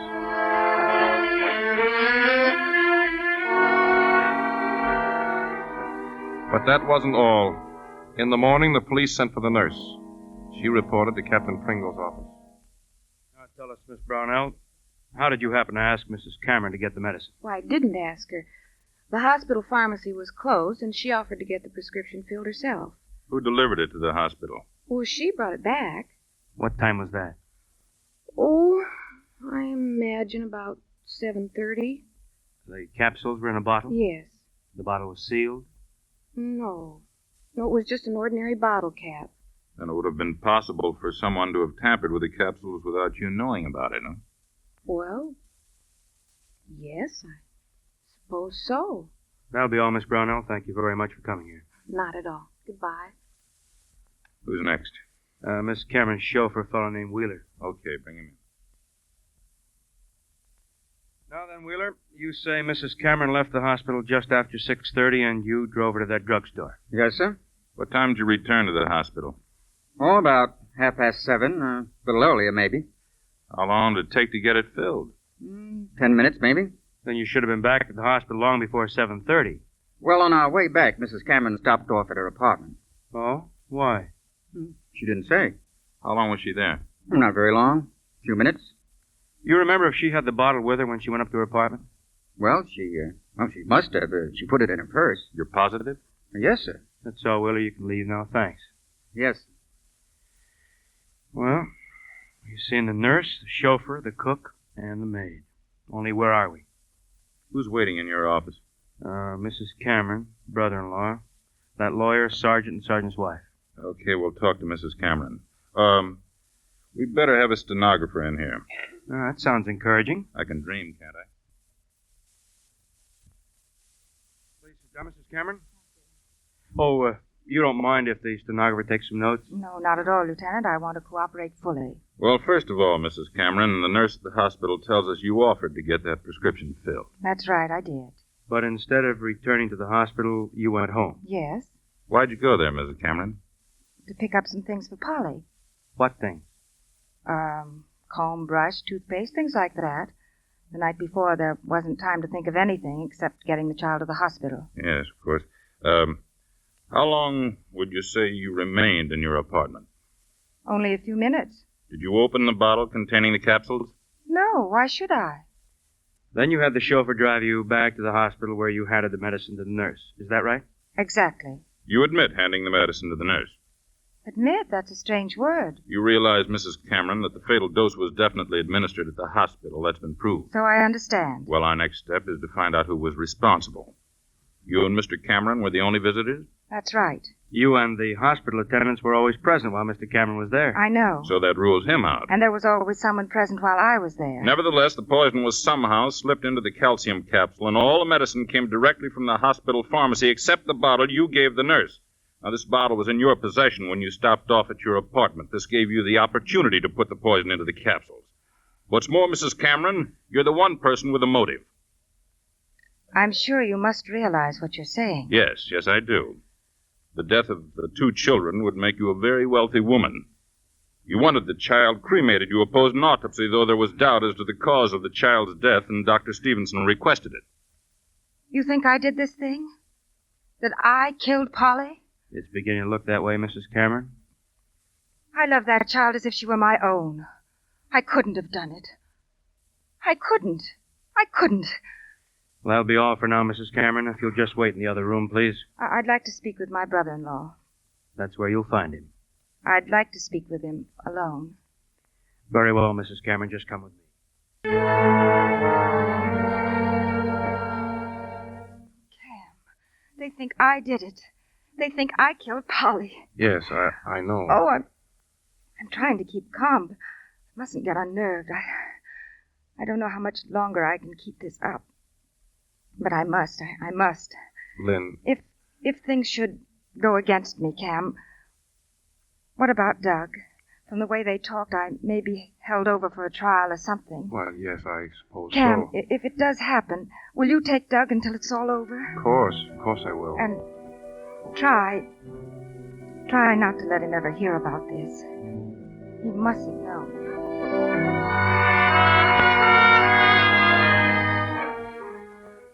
But that day when I left police headquarters, I left with Lynn. They'd released her again, and for 3 more days nothing happened. Nothing, at least, that we knew about. But they were very full days for the police. We've checked and double-checked everything, Mr. Henderson. That's why Cole and I have come to you. We're ready to turn the case over to the district attorney's office. You know how I feel about all this. I need a lot more answers than I've got now. Maybe we can give them to you. All right.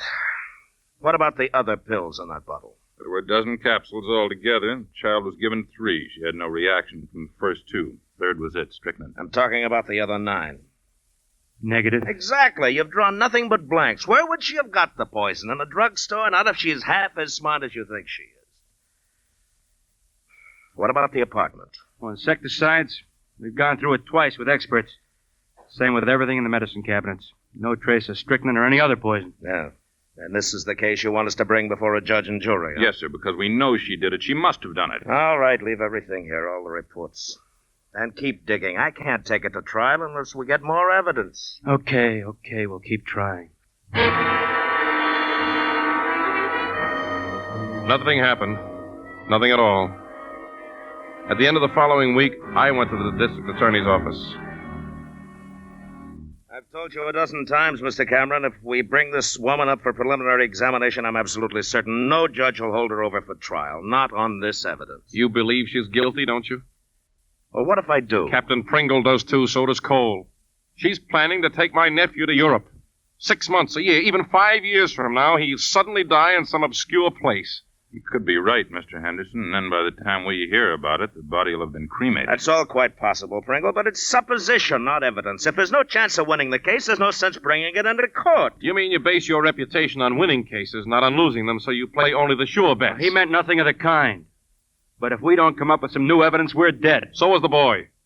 The boy's life is in your hands. I don't appreciate your putting it quite that way. There's no other way to put it. I think there is. I think that we... Hello, this is Henderson. Yeah, go ahead. Yeah, okay, thank you. Well, that was the medical examiner. There is no evidence of poison in connection with your brother's death. That at least would have been some help to us. That still doesn't alter the need of protecting my nephew. All right, Cameron, I don't like this, but under the circumstances, I suppose I have to. Pringle. Yes, sir? Get out a warrant for the arrest of Mrs. Lynn Cameron.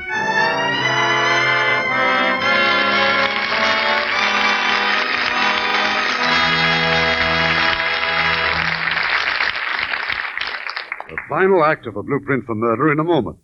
Now a moment with the beautiful young actress, Charlotte Austin. An extraordinary one, too.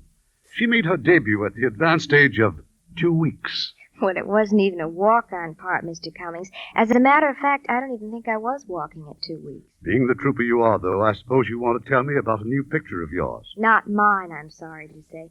20th Century Fox, CinemaScope, Technicolor, the works, but no Charlotte Austin. You must mean Prince Valiant. A tremendous production, I hear, with a tremendous cast. James Mason, Janet Leigh, Robert Wagner, and Deborah Paget. Isn't it Hollywood's premiere on April 2nd? Uh-huh, and the New York premiere will be April 6th. Well, I guess just about everyone has read the wonderful adventure strip it's based on, grown-ups and children alike. 20th Century Fox went all out making the picture, too. Director Henry Hathaway traveled 10,000 miles through Great Britain to find authentic locations. Well, stories about King Arthur's times will always be popular with every age group, Charlotte. So will pretty girls with pretty complexions, pretty Lux complexions like yours. Well, thank you. Janet Leigh and Deborah Paget will make you and Lux Toilet so proud of them in Prince Valiant. They're like me, you know. They wouldn't be without Lux. 9 out of 10 stars depend on mild, gentle Lux toilet soap to care for their valuable complexions. Lever Brothers will return your money if you don't think Lux is every bit as wonderful as we say it is. We pause now for station identification. This is the CBS Radio Network. The curtain rises on Act 3 of A Blueprint for Murder, starring Dorothy McGuire as Lynn and Dan Daly as Cam. Lynn agreed it would be better for Doug if he stayed with me until it was over. The boy and I moved in with Fred and Maggie Sargent. Then came the hearing. We got exactly nowhere. All the judge did was echo what the district attorney had been saying right along. The state has failed to offer any tangible proof that Mrs. Cameron put strychnine in a calcium capsule. Undeniably, Mrs. Cameron had a possible motive for such a crime, but as the defense pointed out, she's not the only one. Mr. Whitney Cameron, her brother-in-law, also stood to inherit the fortune should both the children and Mrs. Cameron die. Mrs. Cameron is a woman of high repute. Witnesses have testified that she was an affectionate and indulgent mother to both her foster children. I find that the state has failed to establish probable cause, and I hereby order the defendant discharged forthwith. Well, I guess that's that, Mr. Cameron. We're licked. Unless we can find new evidence. You spoke to her a few minutes ago, just before she left the courtroom. What'd she say? She asked about Doug. He's been with you all week, hasn't he? Yes, at Fred Sargent's house. The boy know about what's been going on? No, I told him she was called out of town, Chicago. I asked her just now if I could keep the boy until tomorrow. She agreed. I said I'd bring him home in the morning. She's pretty sore at you, huh? No, that's just it. She doesn't realize I've had any part of all this. She thinks it's been entirely a police matter. It's a tough break for all of us. I can't leave that boy in her hands. I've got to get him away, and I've only got until tomorrow. Well, just don't you do anything foolish, Mr. Cameron. Don't you do anything you'll be sorry for. The way things stand, the boy belongs with her. She has legal custody. Legal custody so she can poison him, too? You all know she's guilty. What do you do about it? You throw up your hands and offer your sympathy. Now, look, you're all upset. That's perfectly understandable. But why don't you just... losing my mind, that's all. Now, you stop by tomorrow. You do that, Mr. Cameron. You bring your lawyer friend. Maybe we can figure something out. All that night I tried to think of something. Fred and Maggie, too. Some legal way of getting Doug away from her. It was no use. There just wasn't time. The next morning, I brought Doug back to Lynn. I'm sorry I've kept you waiting, Cam. I took Doug upstairs to show him some presents I brought for him. He seemed so glad to get home. Yes, I'm sure he is. He was telling me all about the plans you two have been making, about spending the summer together. Yes, I'm looking forward to that as much as he is. This isn't easy to tell you, Cam, but I'm afraid we'll have to postpone it. Remember I told you I was planning a trip to Europe? Well, yes, but I've just got to get away from all this unpleasantness. You can understand that, can't you? It's all been such a nightmare. When do you want to go? Well, I've been lucky. I've got reservations on the Victoria, and it's sailing tomorrow night. That soon? We'll probably be gone for about, a year. I'm planning quite an itinerary. We'll spend 2 or 3 weeks in England, and then France, Switzerland, and then if Doug wants to... I left the house a few moments later. There was only one thing left to do. I went first to the steamship office, and then to one of those little stores that sells garden supplies. Well, if you're looking for something to kill ants, I think this ought to take care of them. What is this stuff, a liquid or a paste? It's a liquid. They put honey in it to attract the ants, and then, of course, the arsenic does the rest. But if you got any children, you better be careful where you put it. Yes, I will. You know, it's a funny thing. We got lots of insecticides today that don't hurt humans. But people keep on asking for these old standbys. You certainly seem to carry a variety. What are these things? These white pills? Innocent looking, aren't they? They look like aspirin. Aspirin? Not quite, mister. Every one of these pills is stamped with a W. There, you see? That identifies them. But what are they? Strongest stuff we ever carry. Rodenticide. Kills rats and gophers. Put out by a Midwestern concern. Arsenic? Strychnine. Enough to kill a horse. Well, good luck with the ants, mister. Come back again. When the Victoria sailed the following night, I was aboard. Doug was delighted to see me. Lynn seemed rather pleased herself after the first shock of surprise. Later, when Doug went to bed, she met me in the cocktail lounge. I think this is wonderful, Cam. But now, really, this isn't just a sudden impulse to take a boat ride. Doug believing? He didn't doubt me for a moment. I'm older and wiser. Well, it's really quite simple. My firm had me down for a trip to France, and I thought you said Venezuela. I felt that now was as good a time as any to make it. All right. And now the real reason. Well, standing by while you went through all this horrible ordeal was as miserable for me as it was for you. I wanted you to know that. You're making this trip just to tell me that? It isn't one of those things you can say in one night while someone's packing trunks. Not if you want to sound convincing. Oh, I see. Still don't believe me, huh? You're a hard woman. And when did you decide to come along? When you first told me you were going to Europe. Why then?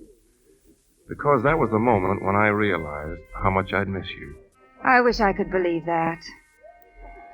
No, I take it back. I want to believe you, Cam. And I do. I do.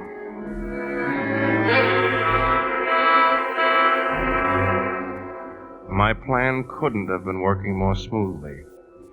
It could have been a wonderful trip if only the circumstances had been different. There were moments when I was horrified by the enormity of what I was going to do. And those terrible moments of doubt when I'd wonder if Lynn weren't innocent. But at the bottom of everything was the overwhelming fact that Polly had been murdered. It was our last night at sea. My time had finally run out. Where's Lynn, Uncle Cam? She's waiting for me out on deck, Doug. I told her I wanted to come down and say goodnight to you. There's a big dance in the ballroom, huh? It won't be long now before you'll be getting all dressed up and going to dances, too. You want to bet? I hate dancing. Uncle Cam, can't you stay with us in England? Oh, I'd like to, Doug, but, well, I've got to earn a living, you know. Well, then when will I see you again? Oh, I don't know. Maybe I'll get a chance to fly over during the summer. You promise? Okay, I promise. Oh, you'll have a wonderful time in Europe. I would if you were along. Now, don't you worry about that. Right now, I want you to go to sleep. Okay. I'll see you in the morning before we dock. Good night, Uncle Cam. Have a good time tonight. Thanks. Good night, boy. I went to my stateroom and put it in my pocket. That small bottle that I'd filled with poison I'd bought the day before the boat had sailed. I met Lynn. I suggested a cocktail in the lounge before we went to the dance. I'd rehearsed this scene 100 times in my mind.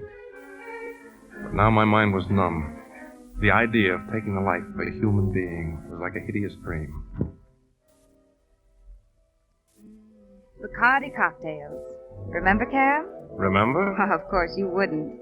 It was just that you and I first met at a cocktail party, and they served Bacardis. But I do remember the party was for you and Bill, just before you two got married. I wish I'd met you first. I thought you were the most beautiful woman I'd ever seen. Why, I can... Hey, be careful. What? Oh, no. How clumsy can I get? Now, don't be so upset. I've spilled a few cocktails in my time. Wait for me, will you? It won't take long to change. I'll be back in a moment. The waiter brought another drink and went back to the bar. I put my hand on the little bottle in my pocket. It would be so easy, so simple. But my hand wouldn't move. It was as if it belonged to someone else. I'd have to find another opportunity later tonight. But suppose I was wrong. But Fred agreed. And Maggie, the DA, the police, all of them agreed. Only Lynn could have done it. If I could just be certain. Lynn was back now. We drank our cocktails and went to the dance. It went on and on as if it would never end. And then suddenly... Oh, no. No, what? Oh, can't you hear Old Lang Syne, silly? Means the end of the dance. The end of the voyage. And it's been wonderful. Feel like walking? How about a turn or two around the deck? I'd love to. I'd better have a wrap, though, hadn't I? Yes, you'd better. Give me a key. I'll get your coat. I knew then that I just couldn't go through with it. Out on deck, I took the bottle from my pocket and dropped it into the water. I picked up a wrap in her stateroom, and then as I was leaving, my eye caught the bright array of fancy bottles on her dressing table. Perfume, lotions. It seems crazy, but somehow I sensed an association between those bottles and the one I had thrown away. I stood there looking at them. They weren't all cosmetics. There were others, too. Neatly arranged in a little traveling kit. Medicines, things for first aid, and a bottle of aspirin. Suddenly, I was back in the store, and the clerk was talking to me. Aspirin? Not quite, mister. Strongest stuff we carry. Enough to kill a horse. I opened the bottle and dumped out the pills. They were all aspirin. All except 3. 3 pills, just a little different from any of the others. And stamped with a W.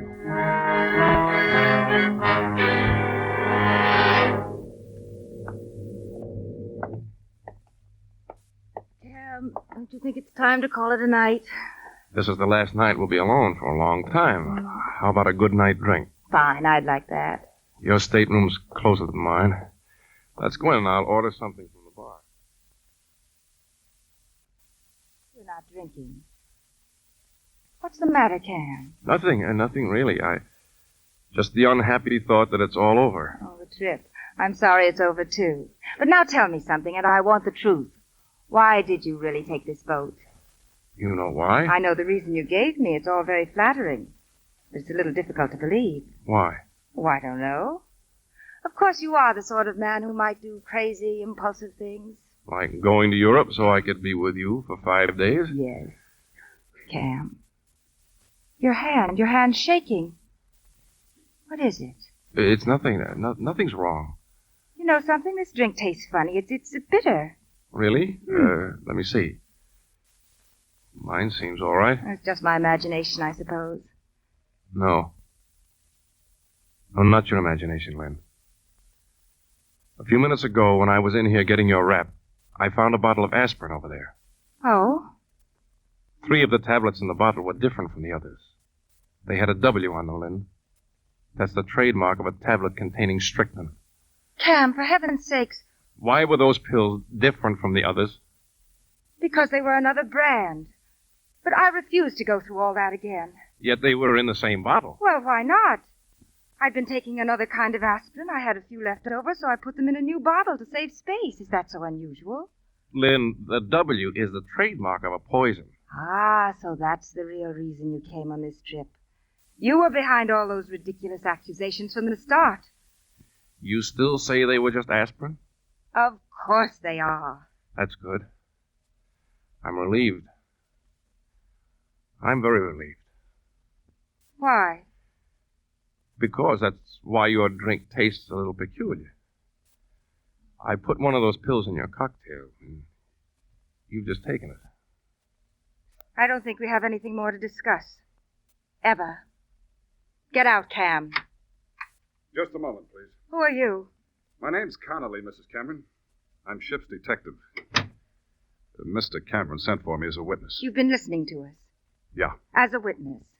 So that's what you've been expecting. An hysterical admission that the pill contains strychnine. You never give up, do you, Cam? Well, I'm sorry to disappoint you. The tablet was harmless. Mr. Cameron, seems you've made a very unfortunate mistake. If you'll excuse me, I'd like to leave. This sort of thing's getting to be a habit with him, Mr. Conley. Connolly, wait a minute. Look at your watch, Lynn. It's been almost 5 minutes since you took that drink.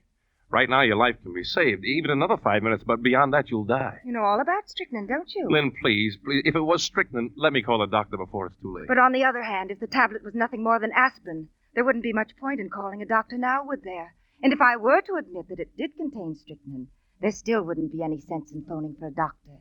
It's a sort of even Steven, isn't it? Death by strychnine or death by the electric chair. Take your choice.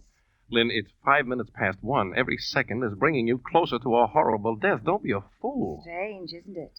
You seem to be the one who's going to pieces, not I. You know, it just occurred to me. If I should die, you're the one who'll be facing the electric chair. Or hadn't you thought of that? It must take nerve to kill someone, Cam, to sit by and watch someone die. How would you like to have a death on your conscience? My death. This is too much for me. Now, did you or did you not give this woman strychnine?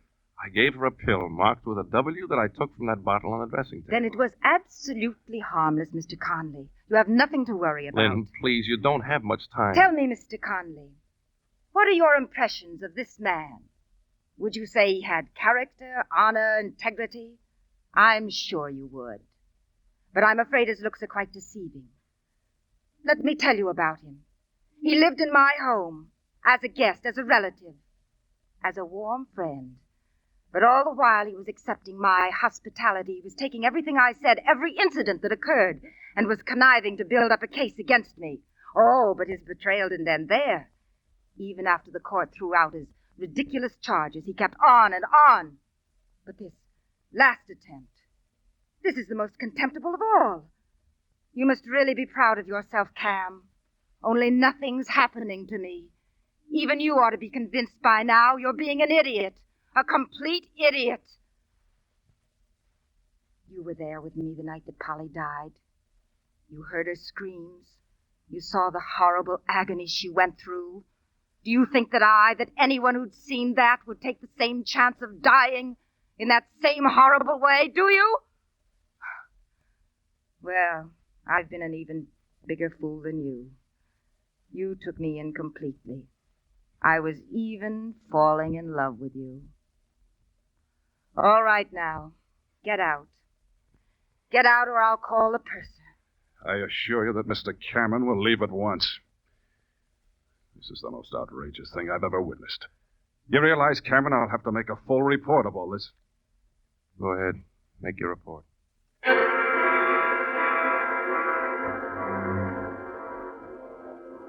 I went to my stateroom. I must have been sane. Blindly insane. How could I have been so wrong? Apparently, Polly's death was due to one of those impossible accidents that couldn't happen but did.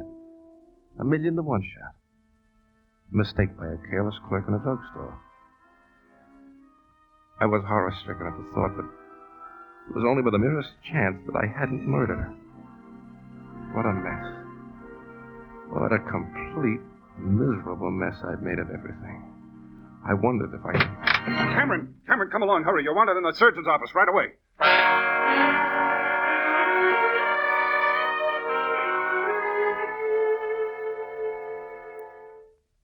Cameron, I'm Dr. Wells. Mrs. Cameron is inside. Another few moments, and it would have been too late. She phoned Dr. Wells as soon as we left. Doctor, she live? Yes, Mr. Cameron. She'll live.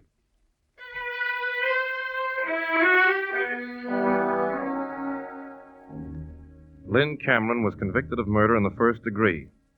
Her sentence, life imprisonment.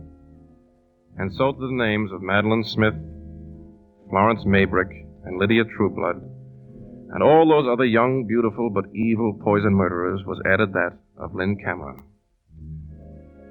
Something to remember? Perhaps. Doug and I, we're trying to forget.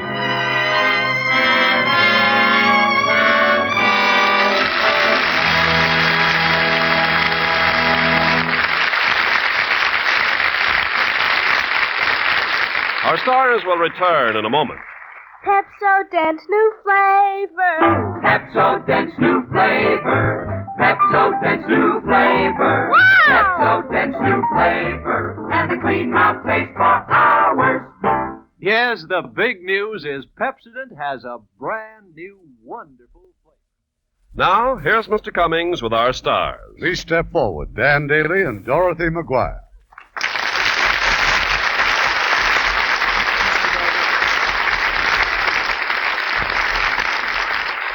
Well, I must say you both really stepped out of character tonight to play two unusual roles. There's nothing an actress likes better than to play a part entirely different from her last one. And what was your last one, Dorothy? The part of a secretary in 3 Coins in the Fountain for 20th Century Fox.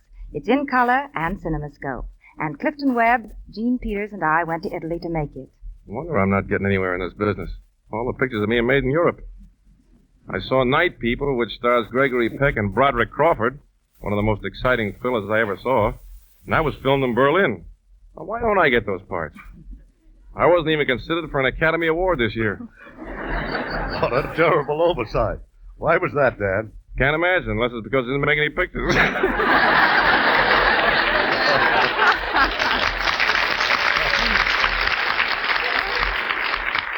Well, I'll tell you what you do. You find a fountain, and you throw in a coin and make a wish. Now, where is he going to find a fountain around here? Never mind that. Where am I going to find the coin? I haven't been working.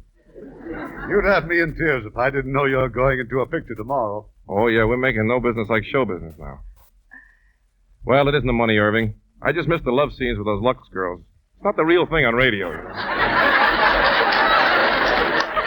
Well, I can tell you that Lux is the real thing when it comes to complexion care. Lux soap is the favorite of our loveliest stars. Including Dorothy McGuire? I wouldn't be without it, Irving. Now I hear you have a delightful show for next week. We certainly think so. It's a charming romance and one of Paramount Pictures' most delightful screen comedies. Welcome, Stranger. And we have a fascinating trio of stars. First, a brand new personality, Pat Crowley. Then, one of the most lovable character actors in Hollywood, Barry Fitzgerald. And one of the screen's most handsome comedians, Cary Grant. It should be just great, Irving. Good night. Good night. And all our thanks.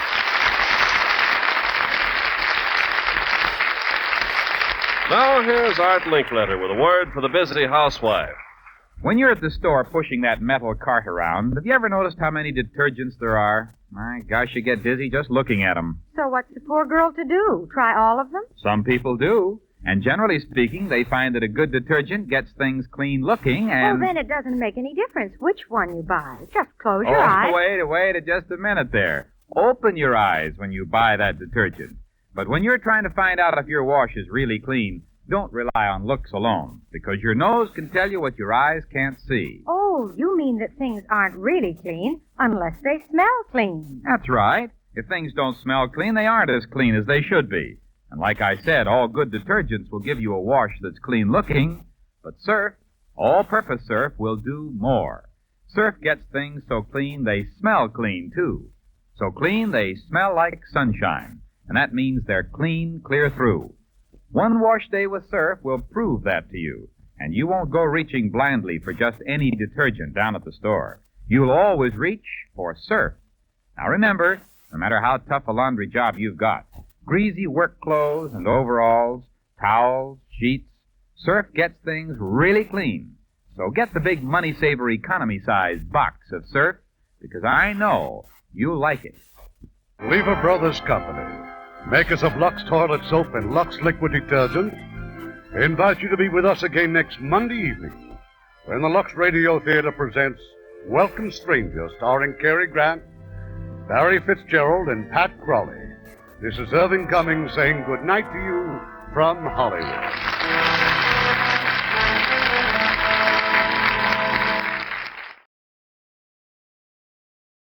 Three. Our third and final Lux Radio Theater episode for you today is Destry Rides Again, originally broadcast on November 5th, 1945.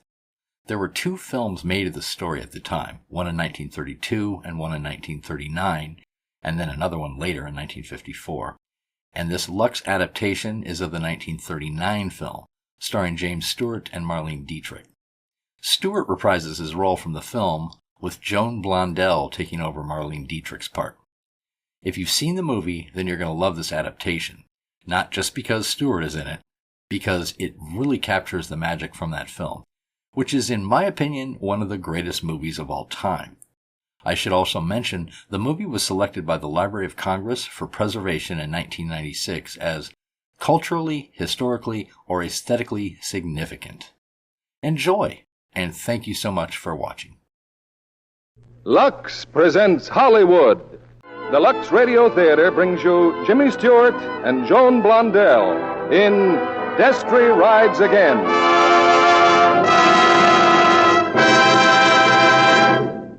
Ladies and gentlemen, tonight we're happy to announce, as regular producer of the Lux Radio Theater, the appointment of Mr. William Keeley, who has been our guest producer several times in weeks past. Prior to 3 years of active service as colonel in the Army Air Corps, Mr. Keeley directed such screen hits as The Fighting 69th, Each Dawn I Die, George Washington Slept Here, The Man Who Came to Dinner, and a score of other stage and screen successes. We are happy to add his talent, experience, and producing skill to our regular Monday evening broadcasts. Mr. William Keeley.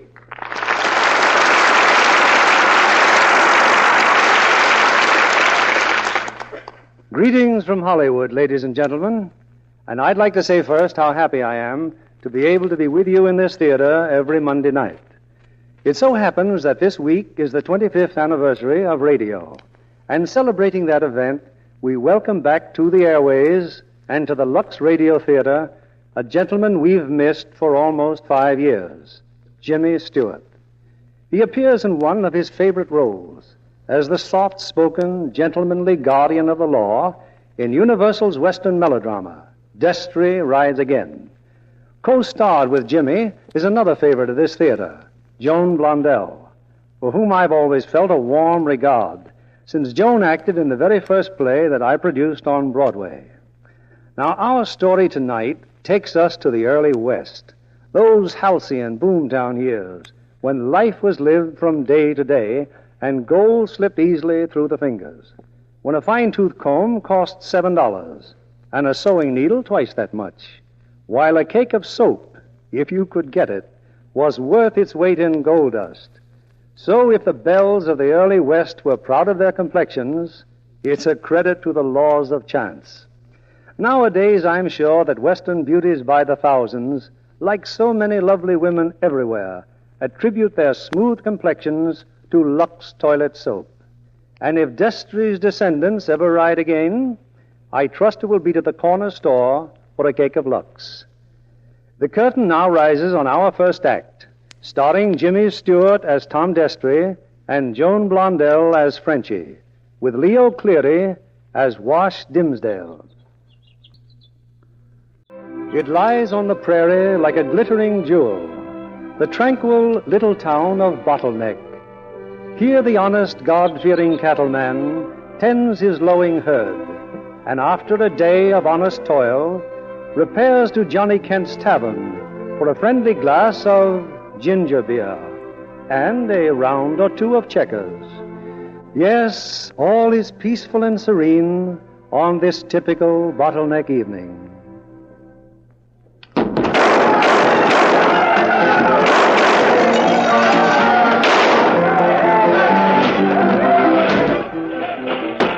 Hello, Frenchie. No, hello, Mayor.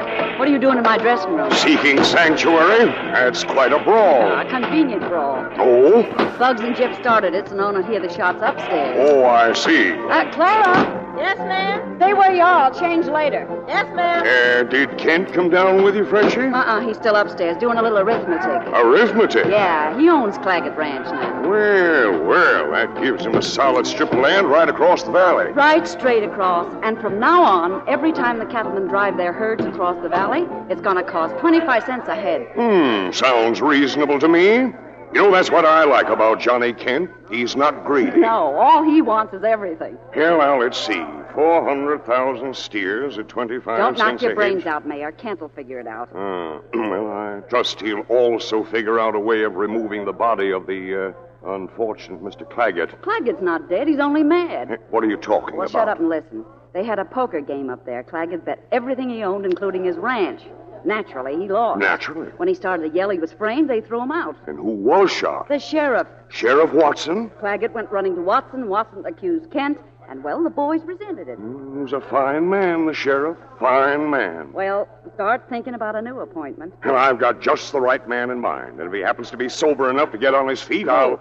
Why, Wash Dimsdale, of course. The town drunk? Are you out of your... Oh, I see what you mean, Mayor. I see what you mean.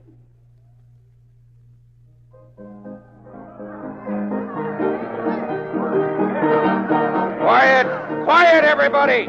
Will you shut up? Okay, now.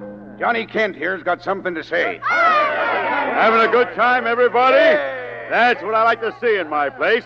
Well, folks, we got some important news from Mayor Slade. Fellow citizens, our esteemed Sheriff Watson has suddenly been called out of town on urgent business.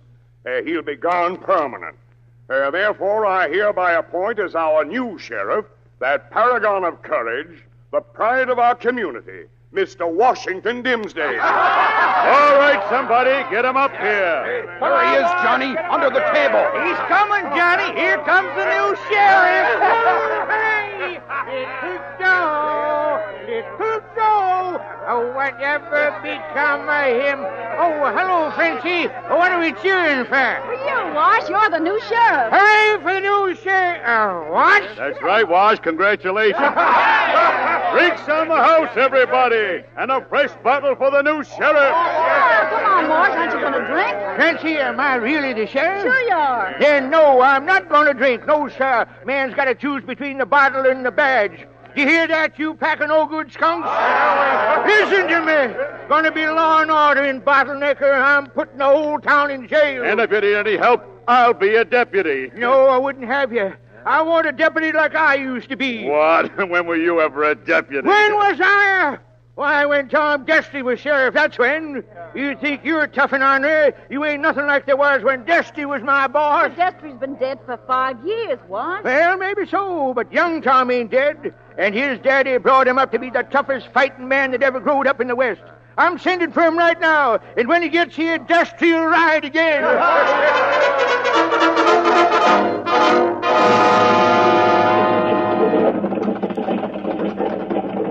Hey, driver, how many times do I have to tell you? Take it easy on those bumps. Pull your head in. Just wait till we get to Bottleneck, that's all. Jack, please. The trip will be over soon. I don't mind the bumps, really. Well, I do. And if he don't take it easy, Mr. Destry. Yes, miss? Please don't mind my brother, Mr. Destry. He's always threatening to do something. You know, I had a friend once named Stubbs. He was sort of like you, Mr. Tyndall. Huh? He's always threatening to fill somebody full of holes. Well? Well, folks say now that Stubbs is holding up one of the prettiest tombstones in the cemetery. Very funny. This gun here ain't no ornament, and I'm pretty good with it.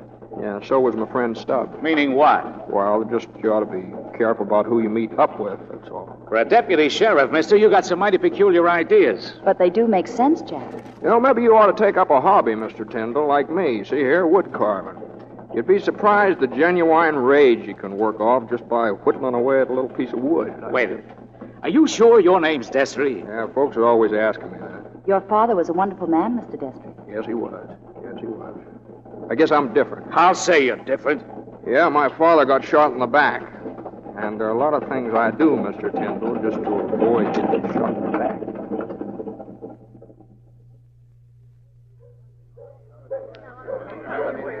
It's coming! It's coming! The stage is coming! Wash, is he really coming? Is Destry really coming? Of course he is. He is my new deputy. Jiminy, Wash, you sure look like a real sheriff. Well, thank you, son. Lily Bell! What do you want, Wash? The coach is a-coming. You got his room ready? Sure, I got it ready. Good. Get ready, everybody. Here it comes. Destry's a-coming to Bottleneck.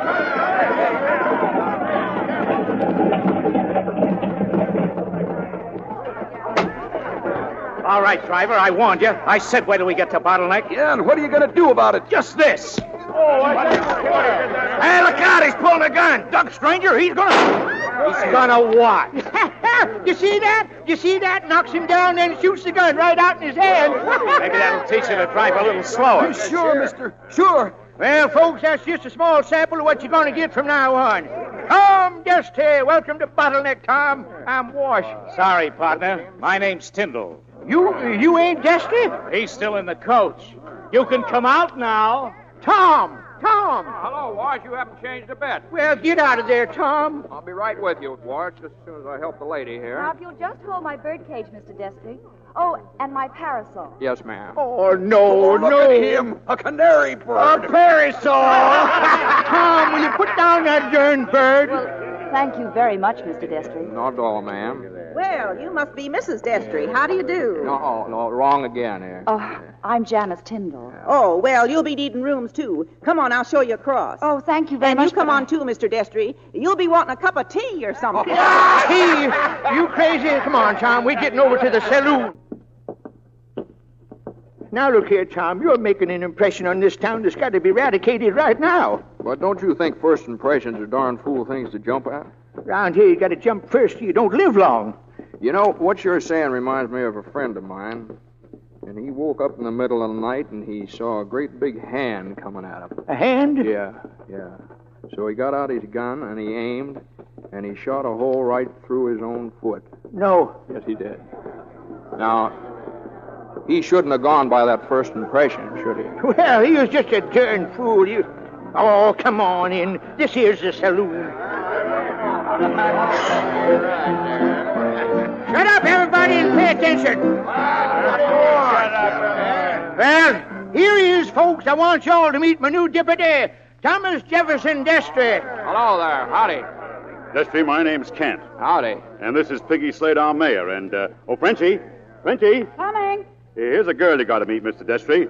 Frenchie, meet the new deputy. A deputy or a beanpole? Say, Mr. Destry, how's the weather up there? How's the weather up there? Yeah. Everybody says that when they see me. Come on, everybody. Let's have a drink to the new deputy. Oh, Destry, I think you and me ought to have an understanding right off. Oh, good. I'm all for folks understanding each other. So I'll start by telling you that I've got a hobby. You have, huh? Well, mine's carving napkin rings. What's your hobby? Collecting guns. Deputy sheriff's guns. Whenever I meet one, I ask him for his guns. I ask him real nice. Uh-huh. Well, I'm afraid this here's one time you're going to be disappointed. You mean I have to take them from you? If you can. If I can. Hold on now. Hold on. Don't get excited. I'm just trying to tell you I ain't got any gun. See here? Just what kind of a deputy are you? Now, if I had a gun on me, why, one of us might have got hurt. And it might have been me. And I wouldn't have liked that, would I? Look at me, fellas. I'm a canary. Tweet, tweet. My goodness, where's my parachute? Now, cut it out. If anybody starts picking on you, Mr. Destry, just you come to Uncle. I'll remember that, Mr. Kent. Good. What'd you have to drink? How about a nice glass of milk? Yeah, I think I will. Nice glass of milk. And here's a present for you, Mr. Destry. A bucket of water. Mop. Sure. He wants to clean up bottleneck, doesn't he? Here you are, deputy. And don't forget the corners. So this here's our office, huh, Wash? Yeah, this it. Oh, Tom. What's the matter? Tom Destry's boy, the laughing stock of the town. Looks bad, huh? I told Lily Bell you won't be needing that room after all. You're leaving on the next stagecoach. But I sort of like it here, Wash. How are you going to face anybody after what you took from Kent and from Frenchy? Well, what do you expect me to do? I expected you to be like your pa, to roar in blasting behind your shooting irons. What happened? Didn't have any. Why? Well, I don't believe in them. Say, Wash, open that bag there. Huh? Go on, open it. You'll find 2 guns in there. You mean you... Tom! Well, here, strap them on, boys. No. My pa had these on, Wash, the day he got shot in the back. They didn't seem to do him much good, did they? That's one reason why I don't believe in them. What in tarnation do you believe in? Law and order. Without guns? Without them. Well, if that don't beat all get out. Oh, Tom, don't you see the only reason they made me sheriff was to have somebody they could kick around. But I was aiming to fool them, to do things right. That's why I sent for you. Instead, you fooled me. Now, you will fool them, Wash. We'll fool them together. Now, don't you see, when you shoot it out with them, somehow or other they get to look like heroes. But if you put them behind bars, then they look little and cheap the way they ought to look. And it serves as a warning to the rest of them. Oh, go on home, Tom, and I'll get back to being the town drunk. That's all I'm good for. No, you're not going back to being the town drunk, and I'm going to stay here and do this job I come for. My pa did it the old way. I'm going to do it a new way. If I don't prove to you I'm right, I'll get out of town quick enough. But first, you got to give me a chance. No. You got to give me a chance. No. Come on, swear me in here. Oh, all right. Raise your right hand. You, Thomas Jefferson Destry, swear to uphold the law and do your duty and everything else that goes with it? Yep, I do. Yep. All right, then. Here's your badge. Just don't let anybody see you wearing it. No guns. Where are you going? I'm taking a walk. I'll probably get drunk. I think I'll go along with you, then. You'll just get into trouble, Tom. I'm warning you. What's this here, the main street here? Yes. Nice hardware store over there. Yeah, it is. Got some mighty fine Bowie knives in stock. Bowie knives, an elegant weapon. Wash. No. No, I was afraid you wouldn't be interested. Tom, look here. You see this hitching post soaked through and through with the blood of Sawtooth McGee. He objected to a petticoat his neighbor's wife was wearing. They fit to a draw, both buried in the same grave. Sawtooth and the petticoat. Sawtooth and the neighbor. Oh. Also, 4 innocent bystanders. Now, you got to listen to reason, Tom, or get out of town. You know, I had a friend once, used to collect postage stamps. And he always said the one good thing about a postage stamp, it always sticks to one thing till it gets there. Well, I'm sort of like that. Hey, Wash, wait a minute. I've been looking all over for you. Now, what is it? This here crate, Wash, come to the express office day before yesterday for Sheriff Watson. Well, what's in it? Appears to be rabbits in it. And I got to get 'em off my hands. When that crate come, there was only 2 of 'em. Now look. Well, rabbits is like that. Yeah. Say, where did Sheriff Watson go? I don't know nothing about nothing. Well, you better start learning about rabbits because I just give you these. Now get. Thanks, Sheriff. I'll get. That is no gun Destry. Tom, run. Get out of here. Wait a minute. Hold on now. Hey, wait a minute now. You guys are getting pretty playful, aren't you? Yeah, we're full of liquor and full of fight. Hold my horse here, Creepy. Now, Bugsy, he didn't mean nothing by it. Don't start no trouble. Trouble? Why, we just want to see the new deputy dance. Come on, Destry, dance. I said dance. Now, wait a minute. Hold on now. Say, Bugsy, there's Look like pretty good guns you got there. You mind if I heft them a little? Well, I guess you can't hurt yourself, Sonny, just hefting them. Yeah, it's a nice weight there, yeah. You know, aside from being pretty ornaments, a fella can have a lot of harmless amusement out of these here toys. Now, take, for instance, them knobs on the top of that sign down the street there. Where? Down the block there, right there. Now, watch him.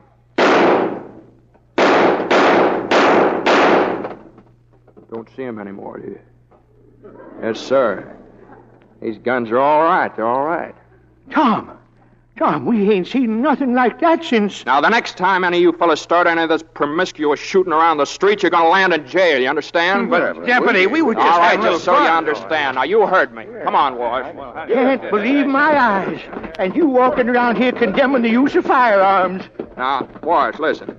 Where did you say Sheriff Watson went to? Well, I didn't say. Well, he certainly left your office in a mess. And those rabbits, it appears he clean forgot about the rabbits. What about him? Rabbits is easy to forget. I know, but there's something wrong here. I don't understand. You don't understand. Green snakes and pink elephants, them I can understand. But you got to listen to me, Tom. All right, Wash. Go ahead. So I ain't been telling you. You got to behave like I expect you to behave. Where's the sheriff? He's out of town, and when...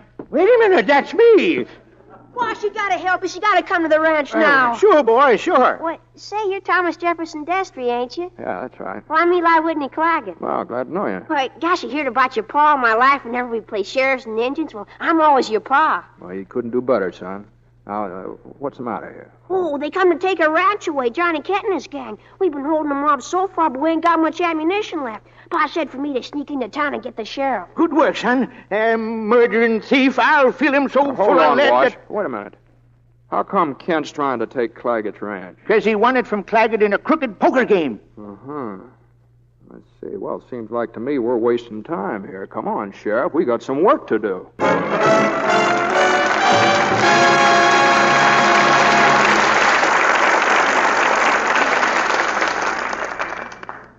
In just a minute, we'll bring you Act Two of Destry Rides Again, starring James Stewart and Joan Blondell. And now, here's Libby Collins, our Hollywood reporter, with news about the stars. Which star are we turning the spotlight on tonight, Libby? A very famous and lovely one, Mr. Keeley, Merle Oberon. Ah, there's glamour for you. I understand Merle Oberon's especially lovely in her new picture, Universal's This Love of Ours. Oh, yes. She plays the romantic role of a French music hall entertainer who becomes a great lady. And speaking of glamour, Mr. Keeley, wait till you see Merle Oberon in some of the gowns she wears in the picture. There's a dusty pink evening gown embroidered all over with pink crystal beads. Well, that's just the thing for a dark-haired beauty, I'd say. Yes, Merle is famous for her perfect costumes. But lovely as she is, she has some very practical hints for women everywhere. Every woman, she says, is born with a certain amount of glamour. But it has to be developed just as a diamond has to be polished to bring out the sparkle. Lux girls know about that, don't they, Libby? They certainly do, Mr. Kennedy. They've discovered what a wonderful difference it makes when you find the right complexion care. Merle Oberon spoke about that, too. Soft, smooth skin, she said, is so important. She told me active lather facials with Lux soap have always worked for her. Won't you tell us, Libby, how Miss Oberon takes her Lux soap facials? Well, here's exactly how she does it, Mr. Kennedy, in her own words. I cover my face generously with a Lux soap lather and work it well in. Then I rinse with warm water, splash on cold, and pat with a soft towel to dry. The Lux soap lather's so creamy, it feels like smoothing beauty in. I wouldn't trust my skin to any other care. That's the way 9 out of 10 other lovely screen stars feel, too. They've found daily active lather facials really make skin softer, smoother. In recent tests of these beauty facials, actually 3 out of 4 complexions improved in a short time. This tip from Merle Oberon may help you win lovelier skin. Why not try it? Get some gentle white Lux toilet soap, Hollywood's own beauty soap, tomorrow. Mr. William Keeley now presents our second act. We continue with Destry Rides Again, starring James Stewart as Tom Destry and Joan Blondell as Frenchie. Johnny Kent and his men have come to take over the Claggett Ranch, and they're doing it in the usual Kent manner. But behind the stout walls of the ranch house, Sam Claggett and his wife have managed thus far to hold their own. Stop that shooting, you hear me, Kent? Stop that shooting! Hold it, boys, hold it. Well, hello, Sheriff. And Mr. Destry. Put down your guns in there, Claggett. I'm taking over here. Thanks, Wash. You got here just in time. And stay in the house. Kent, I said we was to have law and order around here. Certainly. So do your duty and get those people out of my house. Your house? Maybe you better look at this paper. I ain't interested in no documents. You mosey on out of here before I start blasting. Mr. Kent, can I see that paper? Certainly.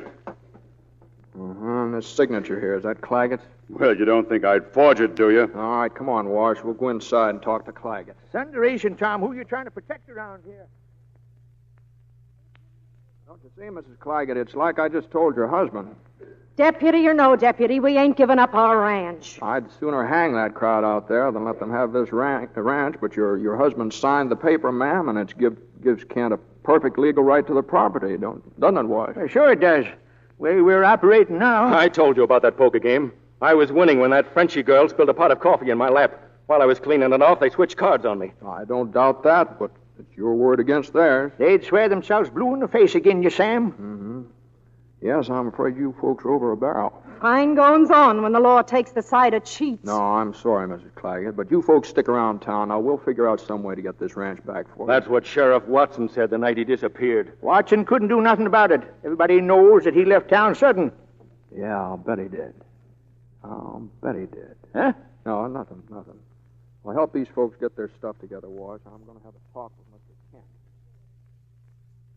All right, what about it, Destry? The ranch is yours. They're packing up now. Well, good. I can see you and me are going to get along fine. Well, have to enforce the law, don't we? We sure do. Well, we sure do. You hear him, fellas? And I thought he was dumb.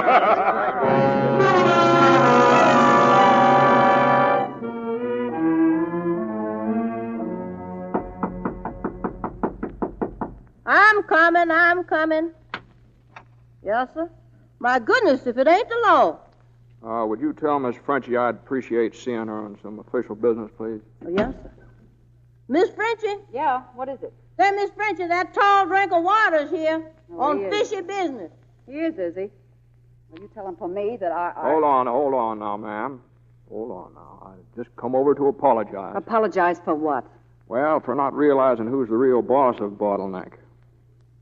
My coffee, Clara. Yes, sir. Don't let me interfere with your dinner, ma'am. It's breakfast. Oh, excuse me. Does he get some too, miss? Well, I don't mind if I do join you in a cup. So you found out what's good for yourself, huh?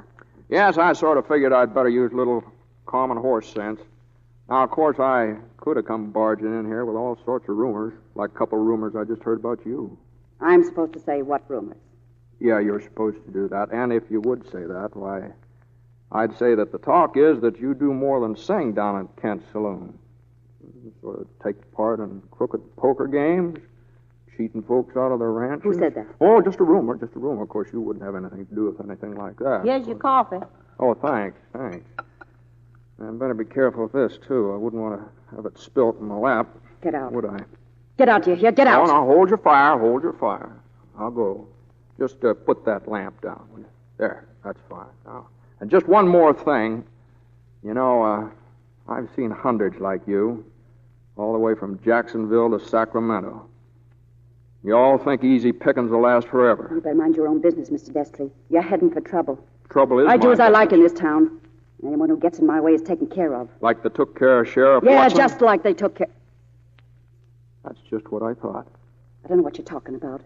You better keep your mouth shut and get out of town before it's too late. Oh, come on now. I don't think you're half as bad as you make out to be. Well, never mind what I am. I'll bet you got kind of a pretty face underneath all that paint.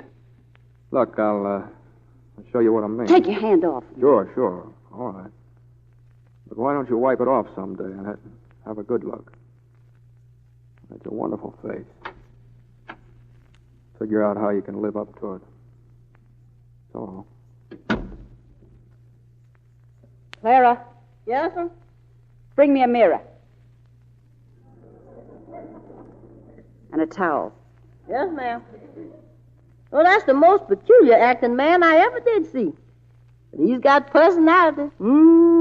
He sure has.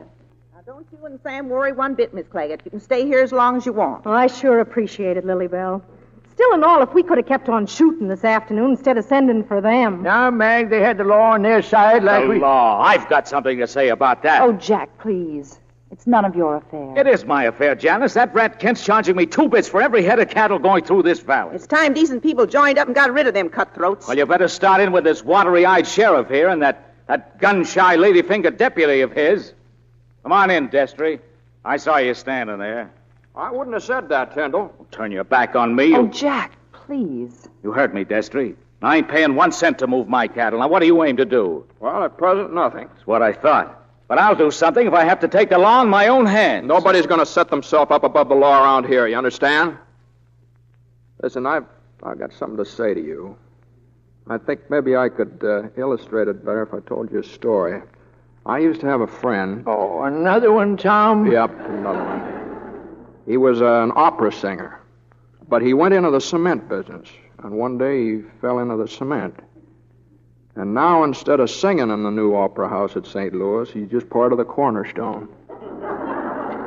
He should have stuck to his trade. You better stick to yours. Tom, where you going? Up to my room. Time to get ready for supper. Tom, how can you talk of eating at a time like this? Because I'm hungry. Come on.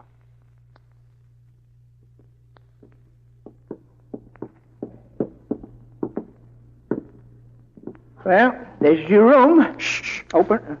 Listen, there's somebody in there. Huh? Step aside here. Oh. Good evening.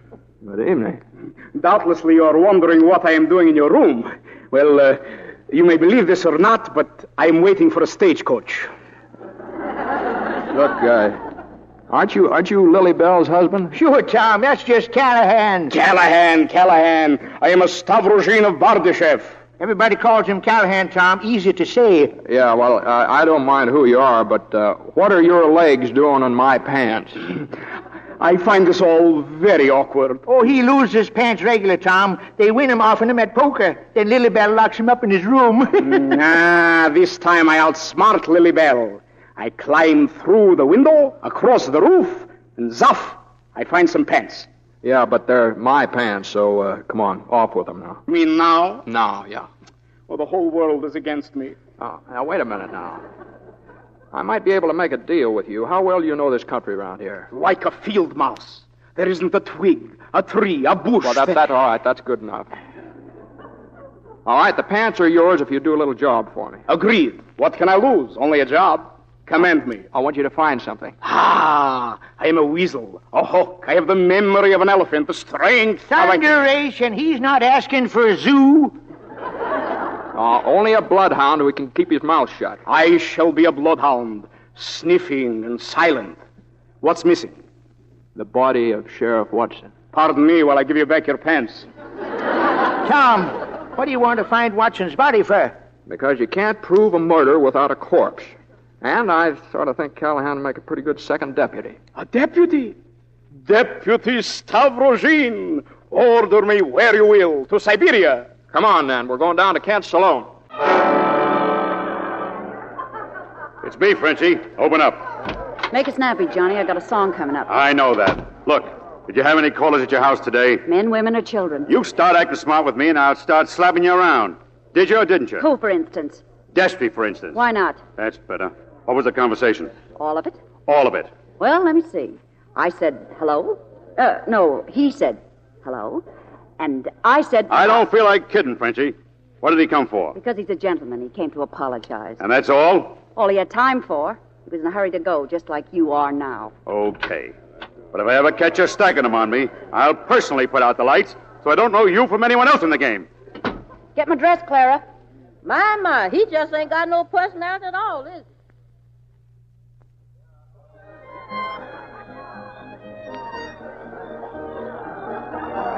All right, now, Callahan, stay outside here, right outside the saloon, and follow any of Kent's gang that come out. I wish you'd tell me what you're up to, Tom. Well, we can't find the missing body, can we? Well, the next best thing is have them find it for us. Please, let's go home. You do as you're told. Now, wait a minute. Who's that? There on the porch of the saloon. No, it's Frenchie, pacing up and down on the porch. Well, here goes. Get over here, Callahan. We'll wait in the shadows. Got a match, Deputy? Oh, hello. Yeah, sure. Thanks. What, you've been arguing with somebody again, huh? How'd you know? Well, I read a book once that said that the women always look their best in the peace and quiet that follows a storm. Very good. But it would have been a lot nicer if you'd thought of that yourself. Well, as a matter of fact, it did. You won't take my advice, will you? You mean leave town? No. Here, I got something for you. What's it? Well, rabbit's foot, huh? Yeah, take it. And keep away from dark corners. I'll see you inside, maybe, huh? Got to do my number. Yeah, sure. I'll be right in. See ya. Wait a minute, Destry. I see now why you don't need guns. You do? Yeah. And why I can't get my cattle through. And I'm taking them through in spite of you, Kent, or anybody else. I'd think twice if I were you, Tyndall, before I started trespassing. You're cutting in on Kent 2 or 3 different ways, aren't you? I'm sorry you made me do that, Tyndall. Mighty sorry. Oh, good evening, Mayor Slade. Evening, son. Sit down. Frenchie sure sings a song, doesn't she? She sure does. Yeah. I was kind of hoping I'd find you here, Mayor. I want to talk to you. Not a private talk, Mr. Destry, or is it? No. Why don't you join us, Ken? Thanks, I will. Well, I'll tell you both what was on my mind. I just don't think we're getting the kind of cooperation around town we should be getting. No, it seems every time the sheriff or me asks a question, folks just shut up or walk away like they never heard it. Well, my guess is they just don't cotton to sheriffs around here. Well, you're probably right, yeah. Sheriff Watson wasn't very popular either, was he? Meaning what? Well, nothing special. Hey, Frenchie, over here. Do you like my number, Mr. Destry? Oh, yeah, I like that. Yeah. Well, good. Then you can buy me a drink, huh? Sure, fine. Yeah, that's the idea of the song, you know. Gets me free drinks. Well, I sort of gathered that. Yeah. About what's on your mind, Destry, I'm telling you now. Watson left town. Well, that's what I say. But we thought he might have left something behind, like a body, maybe. Oh, I see. I see. You couldn't prove a case without one, could you? That's right. And suppose we knew where there was one. Oh, this is a lively conversation when a lady wants a drink. Come on, deputy. Let's go to the bar. Wait a minute. I haven't settled with Destry yet for that very good favor he did me out at Claggett's Ranch. That called for some champagne. The best. Well, in that case, we better stay right here, huh, Frenchie?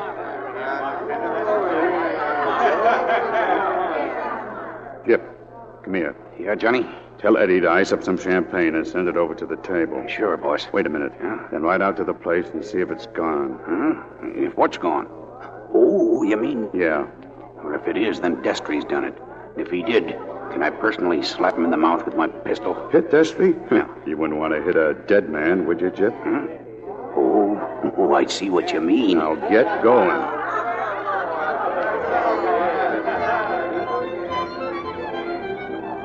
You know, Mayor, that fella Johnny Kent reminds me of a friend of mine in Kansas City. Drinks nothing but wine. Every time he comes to town... I had a friend in New Orleans like that, only he was crazy about clams.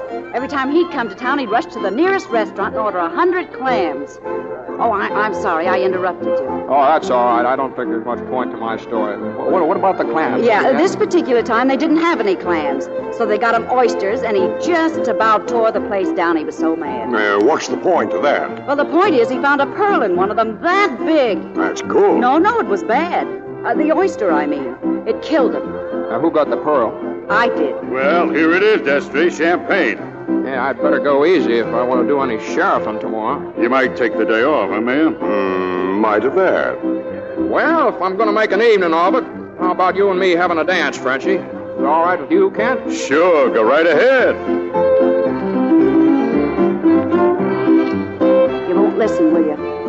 Well, I'm not going to warn you again. No, it's all right. I still got your rabbit's foot. You're going to need it. Say, isn't that our fearless sheriff rushing over? Yeah, I believe it is. Tom, come here quick. Oh, sorry, Frenchie. I'm sorry, too, Tom. More ways than one. Oh, that's fine, boys, fine.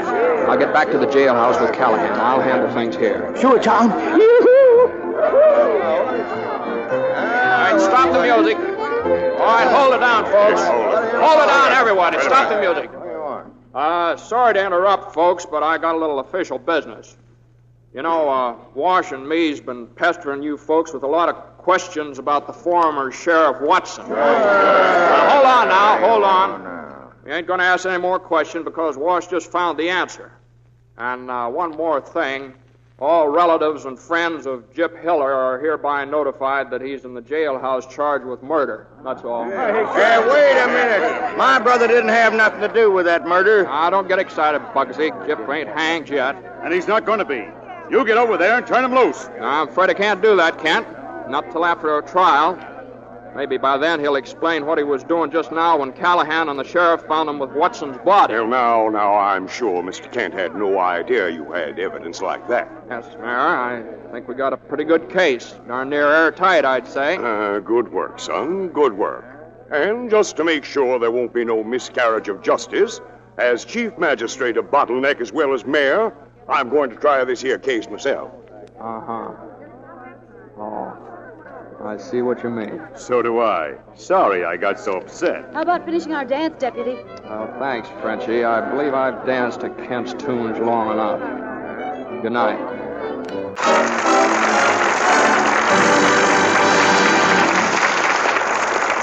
We pause now for station identification. This is CBS, the Columbia Broadcasting System. In a minute, we'll bring you the third act of Destry Rides Again, starring James Stewart and Joan Blondell. Meanwhile, I'd like to introduce a rather unusual young woman. She's had years of acting experience, yet she's only 19. And here she is, Miss Nancy Gates, soon to appear in the RKO radio picture, The Spanish Main. Tell us, Nancy, how old were you when you began your acting career? Well, Mr. Keeley, I was 12 when I appeared on a Dallas radio station. And at 13, I was booked for a theater dancing and singing act. And that brought you your movie contract? Well, it did help, but actually it was my picture in a Dallas paper that did the trick.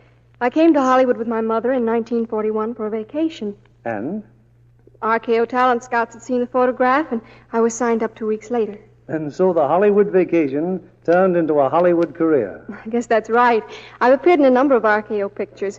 The Master Race and This Land Is Mine are two. Splendid. And you'll be appearing in many more, I'm sure. Don't you agree, John Kennedy? I certainly do. If I may say so, it's easy to see why that newspaper picture got Miss Gates a Hollywood contract. And I'm sure if the women in our audience could see her, they'd be interested in her beauty care. Do you want to tell us about it, Miss Gates? It's really a very simple one, Mr. Kennedy. Active lather facials with Lux soap. You know, there's a real soap. No wonder it's a Hollywood favorite. Maureen O'Hara, the star of The Spanish Main, always has Lux soap in her dressing room. She uses it every day. You know how beautiful she is. Thanks for telling us about that, Nancy Gates. In Hollywood, hundreds of stars and starlets find they can depend on gentle Lux toilet soap care. That's because Lux is a beauty soap, made only of the finest ingredients. If you haven't used it, why not begin tomorrow? You'll be delighted with Lux soap's satin smoothness, the rich, creamy lather it gives. You'll find it leaves your skin looking flower fresh, appealing, the way skin ought to look. Here's our producer, Mr. William Keeley, at the microphone. Our curtain rises on Act 3 of Destry Rides Again, starring Jimmy Stewart as Tom Destry and Joan Blondell as Frenchie. Jip Hiller's in jail, charged with the murder of Sheriff Watson. But with Mayor Slade presiding over the forthcoming trial, justice in Bottleneck still is just a joke. An hour ago, Tom Destry locked up another prisoner, Jack Tyndall, and now Janice has rushed to the jailhouse. Don't get upset, Janice. I had to put him in jail. But why? What did he do? Drove his cattle through Kent's property. That's trespassing. I see. It's all right for murderers to go free, but trespassers... Nobody's gone free yet, no. Oh, Tom, I wish I could understand you. Now, don't worry. I think we got a chance. Good chance. A chance for what? I can't say right now. Now, if you want to see Jack... Oh, please. Well, he's down here. Jack? Hello, Janice. Well, I told you I was going to bring our cattle through, and I did. I didn't pay a penny. I ain't going to pay. Nobody's going to make me pay. Jack, you're the most stubborn, ornery, mule-headed... Self-opinionated's a good word. Oh, I'd give up. Talking to Jack's like talking to a stone wall. Yeah, Jip Hiller won't talk and your brother won't listen. You know, if he was reasonable and paid Kent the money for moving his cattle, he could turn right around and sue and get it all back. Sue Kent? With Slade as the judge? Why, you must think I'm really dumb. All right, forget it. Well, anyway, Janice, thanks for trying to help out. Jack will be here for some time, so if... It's here. I got it. Callahan. Look, it came. The letter? Yes, here, from Cheyenne. Oh, thanks. Yeah, let's see now. That's right. Wow. Now, here's something you might like to read, Jack. From a friend of mine. He's a federal judge with a hankering for travel. Huh? And now maybe you can see why I wanted you to pay Kent. Slade won't be on the bench. And if you can just keep from getting your fool head shot off until that federal judge gets here, I can get my convictions and you can get your money back. See what you mean. Okay, I'll pay him. Here, I got a draft. Wells Fargo will cash it. Now, that's your job, Callahan. Then take the money over to Kent, get a receipt. Yes, Commander. I'm a courier, a bolt of lightning, but silent as the night. Farewell. You'd better wait for the draft, Mr. Callahan. Oh, here. Now, come right back. All right, Tyndall, I'm turning you loose in your sister's custody. Wash, why don't you go home and get a little sleep for yourself? I'll handle things around here at the jail. Well, I guess I will, Tom. Just wish Callahan had come back. Oh, it's going to work out fine, Wash. Gyp's going to tell us a whole lot as soon as he finds out Slade isn't going to be judge. Don't hardly seem possible, Tom. Who's that? Deputy Stavrogin reporting, Excellency. With the receipt. See? Kent signed it himself. Good work, Callahan. Please, not Callahan. Oh, I'm sorry. Anything special going on in the saloon? Very little. Mayor Slade is swearing in his jury. $200 each for now, $300 more when they set Gyp Hiller free. He's wasting Kent's cash. He could pack a jury for a lot less. That's what I told him. I said, just wait till that federal judge gets here, and then you'll see. You what? I said, just wait till that federal... Oh, I presume you'll want the pants back with the badge? No, it doesn't matter, Callahan. Doesn't matter now. There won't be any trial now, Tom, crooked or no. They'll be down here tearing this jail apart and turning Gyp loose. No, maybe not. Maybe for once we got him scared. Hey, Tom. Mr. Destry. Oh, it's all right, Wars. It's only Frenchie's maid. Mr. Destry, Miss Princess says she wants to see you right away. She says it's awful important. All right, tell her I'll be right over. Tom, you're walking into an ambush. They'll spot you out on that street. No, I hardly think so, Wars. Not yet. Now, you just hold down the fort here. Well, don't worry none about me. I will. Glad you decided to come, Tom. Well, your maid said it was important. Well, it is. Trouble? Nope, no trouble. I'm leaving town tonight and wanted to see you before I left. Well, pretty sudden, isn't it, Frenchie? Well, I'm like that. What, something happened or something? A bit of news, maybe? Don't be so suspicious. I'm just tired of Bottleneck, and I'm going back to New Orleans. Miss me? Yeah, I guess I will. Or will Tyndall's sister get me off your mind? No, well, anyway, I'd like to wish you good luck. Good luck on a nice trip. You didn't answer my question. I'd better get back to the job here. Tom, you ever been to New Orleans? No. It's a wonderful town. You'd like it there. How about it? Well, what's that? What's it? Listen, that shooting's coming from the jailhouse. Tom, no, you can't go out there. Why not? Kent knows all about the federal judge. They'll kill you. They're getting Gyp. Now stay here, Tom. Stay here. Oh, so it was all your idea, huh? Yours and Kent's. Get me away from the jailhouse, and I was stupid enough to... Did you get him, Tom? Tom, did you get him? No, Wash, they were gone when I got here. I fell asleep, Tom. Didn't hear him till it was too late. I don't talk, Wash. Callahan's getting a doctor. Is it bad, Wash? No. But it just makes me so doggone mad. Shot in the back. That's the way they shot my pa. They didn't dare face him either. Didn't give either of us a chance, did they? No. Plum tuck it out. Plum tuck it out. Wash, listen to me. I'm going to that rooming house, and I'm coming back here wearing my father's guns. You'd like that, wouldn't you, Wash? Because... Wash? Wash? Oh, no. Now, wait a minute, Destry. You can't do this alone. Now, where's the men that murdered Wash? Where'd they go? They're in the saloon. Kent's got it barricaded like a fort. Now, these men here, Destry, say the word and we'll all go with you. All right. All right, hold on now. As long as you're with me, there are two things I want. I want every freight wagon in town and a stick of dynamite. We can get closer to the saloon and wagons, and when we do, the dynamite will open it up. All right, now, come on, let's get down to the corral. Let me through. Tom, wait. Wait, Kent's got 30 men in there. You won't have a chance. I thought you said you were leaving town. Come on. And you women, Come on. you women. Those are your men, and you stand there like a lot of sheep while they walk out to slaughter. Why don't you stop them? Go back where you belong. Wherever I belong, I don't pretend. You shut your painted mouth. I wouldn't wait around for my man to get killed without doing something about it. I'm warning you, you Jezebel. Wait a minute. Maybe she's right. Miss Tyndall. You talk about doing something. What can we do? I'll show you what you can do. Get every dame in town and follow me. All right, you men all in your wagons? Yeah. All right, we'll head down the main street. Bring your horses to a gallop.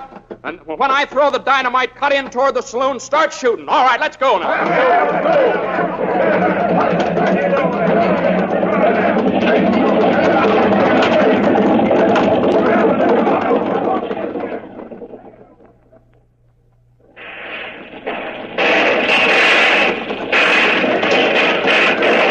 Light that fuse, Jack.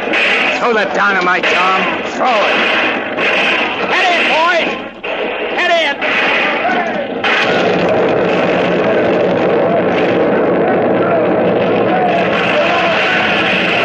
Tip the wagons over. Use them as barricades. Tom, look. Look. Are you women crazy? Get back there. They're marching down the street between us and the saloon. Get back. Get back. Hold your fire now. Frenchie, hold those women back. You want to get in there, don't you? Then follow us. Not even Kent would shoot at a woman. Frenchie, get those poor women off the street. We're coming in, Johnny. Keep your men out here, Tom. Then if you gotta shoot it out, at least for once it'll be on the level and face to face.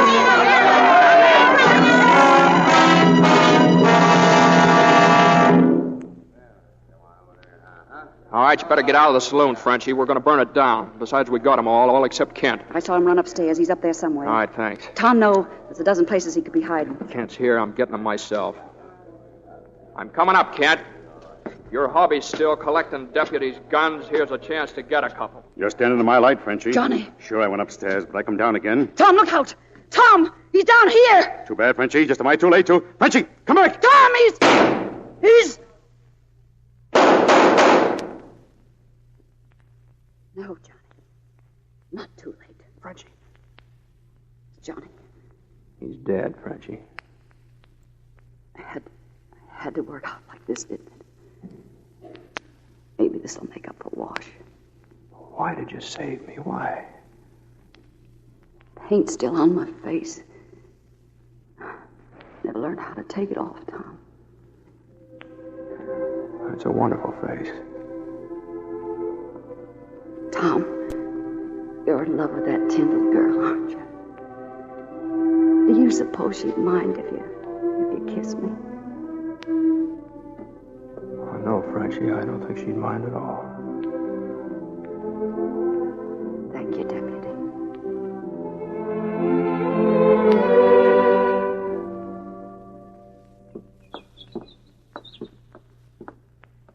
So, you're all settled down your ranch again, huh, Eli? Oh, sure, Tom. Been settled now for almost 2 weeks. Well, that's good. That's fine.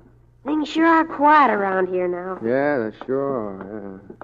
Hey, you see that hitching post over there? Did you ever hear the story about Sawtooth McGee? Oh, everybody's heard that one, Tom. Yeah, I suppose, yeah. Well, I sure could make him up, couldn't he? Sure Say, did could. he ever tell you the one about the guy that went... Tom, hurry! He's gone mad. Janice, what's the trouble? Oh, it's Lily Bell's husband, Callahan. Hurry, Tom, hurry. He's in there, Tom, behind that door. Stop him. Help. Callahan, don't you dare. Callahan, you're crazy. Who wouldn't be crazy? Tom, go in. Stop it. Oh, I don't really think it's necessary, Janice. I think Where? Callahan's just finding his pants. What? After 5 long years, I finally find out why they call me Callahan. So you had a husband once, huh? And his name was Callahan. Well, the old regime is over. Has come the revolution. Boris Stavrogin is now the head of his house. Come here, madam. What is your husband's name? Well, Speak. Stavrogin. See that you don't forget it. Now, how about a kiss, Lily Belsky? Why, Boris Devereux. Oh, I'm sorry, Tom. It sounded like murder at least. Oh, well, that's probably just a Russian way of expressing something. Speaking of marriage, Janice. Yes, Tom? I had a friend once down in Texas. He'd been so busy he never had a chance to propose. One day...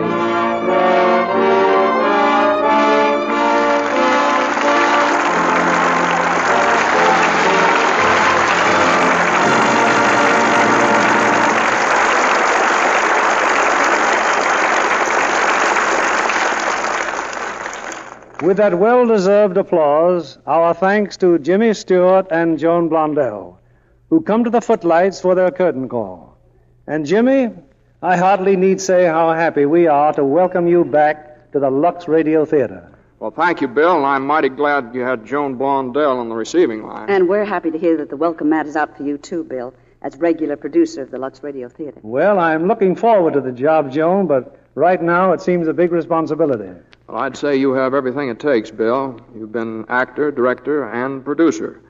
I don't know of anyone in Hollywood who's better fitted for the job. Well, thanks for the kind words, both of you. And I'm happy to see from that smooth complexion, Joan, that you've been faithful to the real producer of this theater, Lux Toilet Soap. I've always used Lux Toilet Soap, Bill. It's a wonderful complexion care. What's Lux producing next week, Bill? Next Monday night, we have a Broadway stage success that made an equally dramatic and exciting picture. It's Hunt Stromberg's psychological thriller, Guest in the House, starring Robert Young and Ann Baxter. For sheer dramatic suspense, you'd have a hard time beating this melodrama of a happy family invaded by a strange and sinister influence, a conflict building towards a startling and extraordinary climax. Well, Guest in the House should fill the house, Bill. Congratulations. And while we're reminding our listeners to join us, there's another important reminder for this coming week. You mean a little matter of $11 billion, Bill? A little matter of $11 billion. Well, it depends on how you look at it. $11 billion is a lot of money, of course, but it's little compared with the debt America owes to the men who fought and won the war. I guess you're right, Bill. And America was never a country to welsh on debts. Of course, a lot of people may feel that with the war over, there's no need to go on buying bonds. They feel that the job's done, so the debt stops. And yet the job isn't done for thousands of men that we're leaving overseas to keep the peace while we enjoy it. They're counting on us for food, shelter, supplies. And how about the cost of bringing so many thousands of our troops home? Well, it's just about the biggest, costliest transportation move in history. And when we've got them home, another job begins. What we've been calling rehabilitation. What it really means is giving those men a break, giving them a chance to learn a trade, get an education, everything that was promised them while they were fighting. And, of course, some of those boys we'll never be able to repay. No, I'm afraid not. We can never repay the men who died in this war, but we can see that their families are taken care of.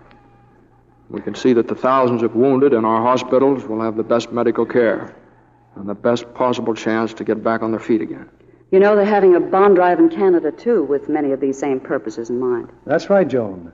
And in both countries, bonds are the safest and best investment you could find. How else in the United States can you get $4 back for $3 and guarantee your future and your country's future at the same time? You know, if everybody in our audience tonight were to buy one extra $100 war bond this week, we'd have more than a quarter of the total loan subscribed. Well, that's quite a challenge to your audience, Bill. Or perhaps I should say quite an opportunity.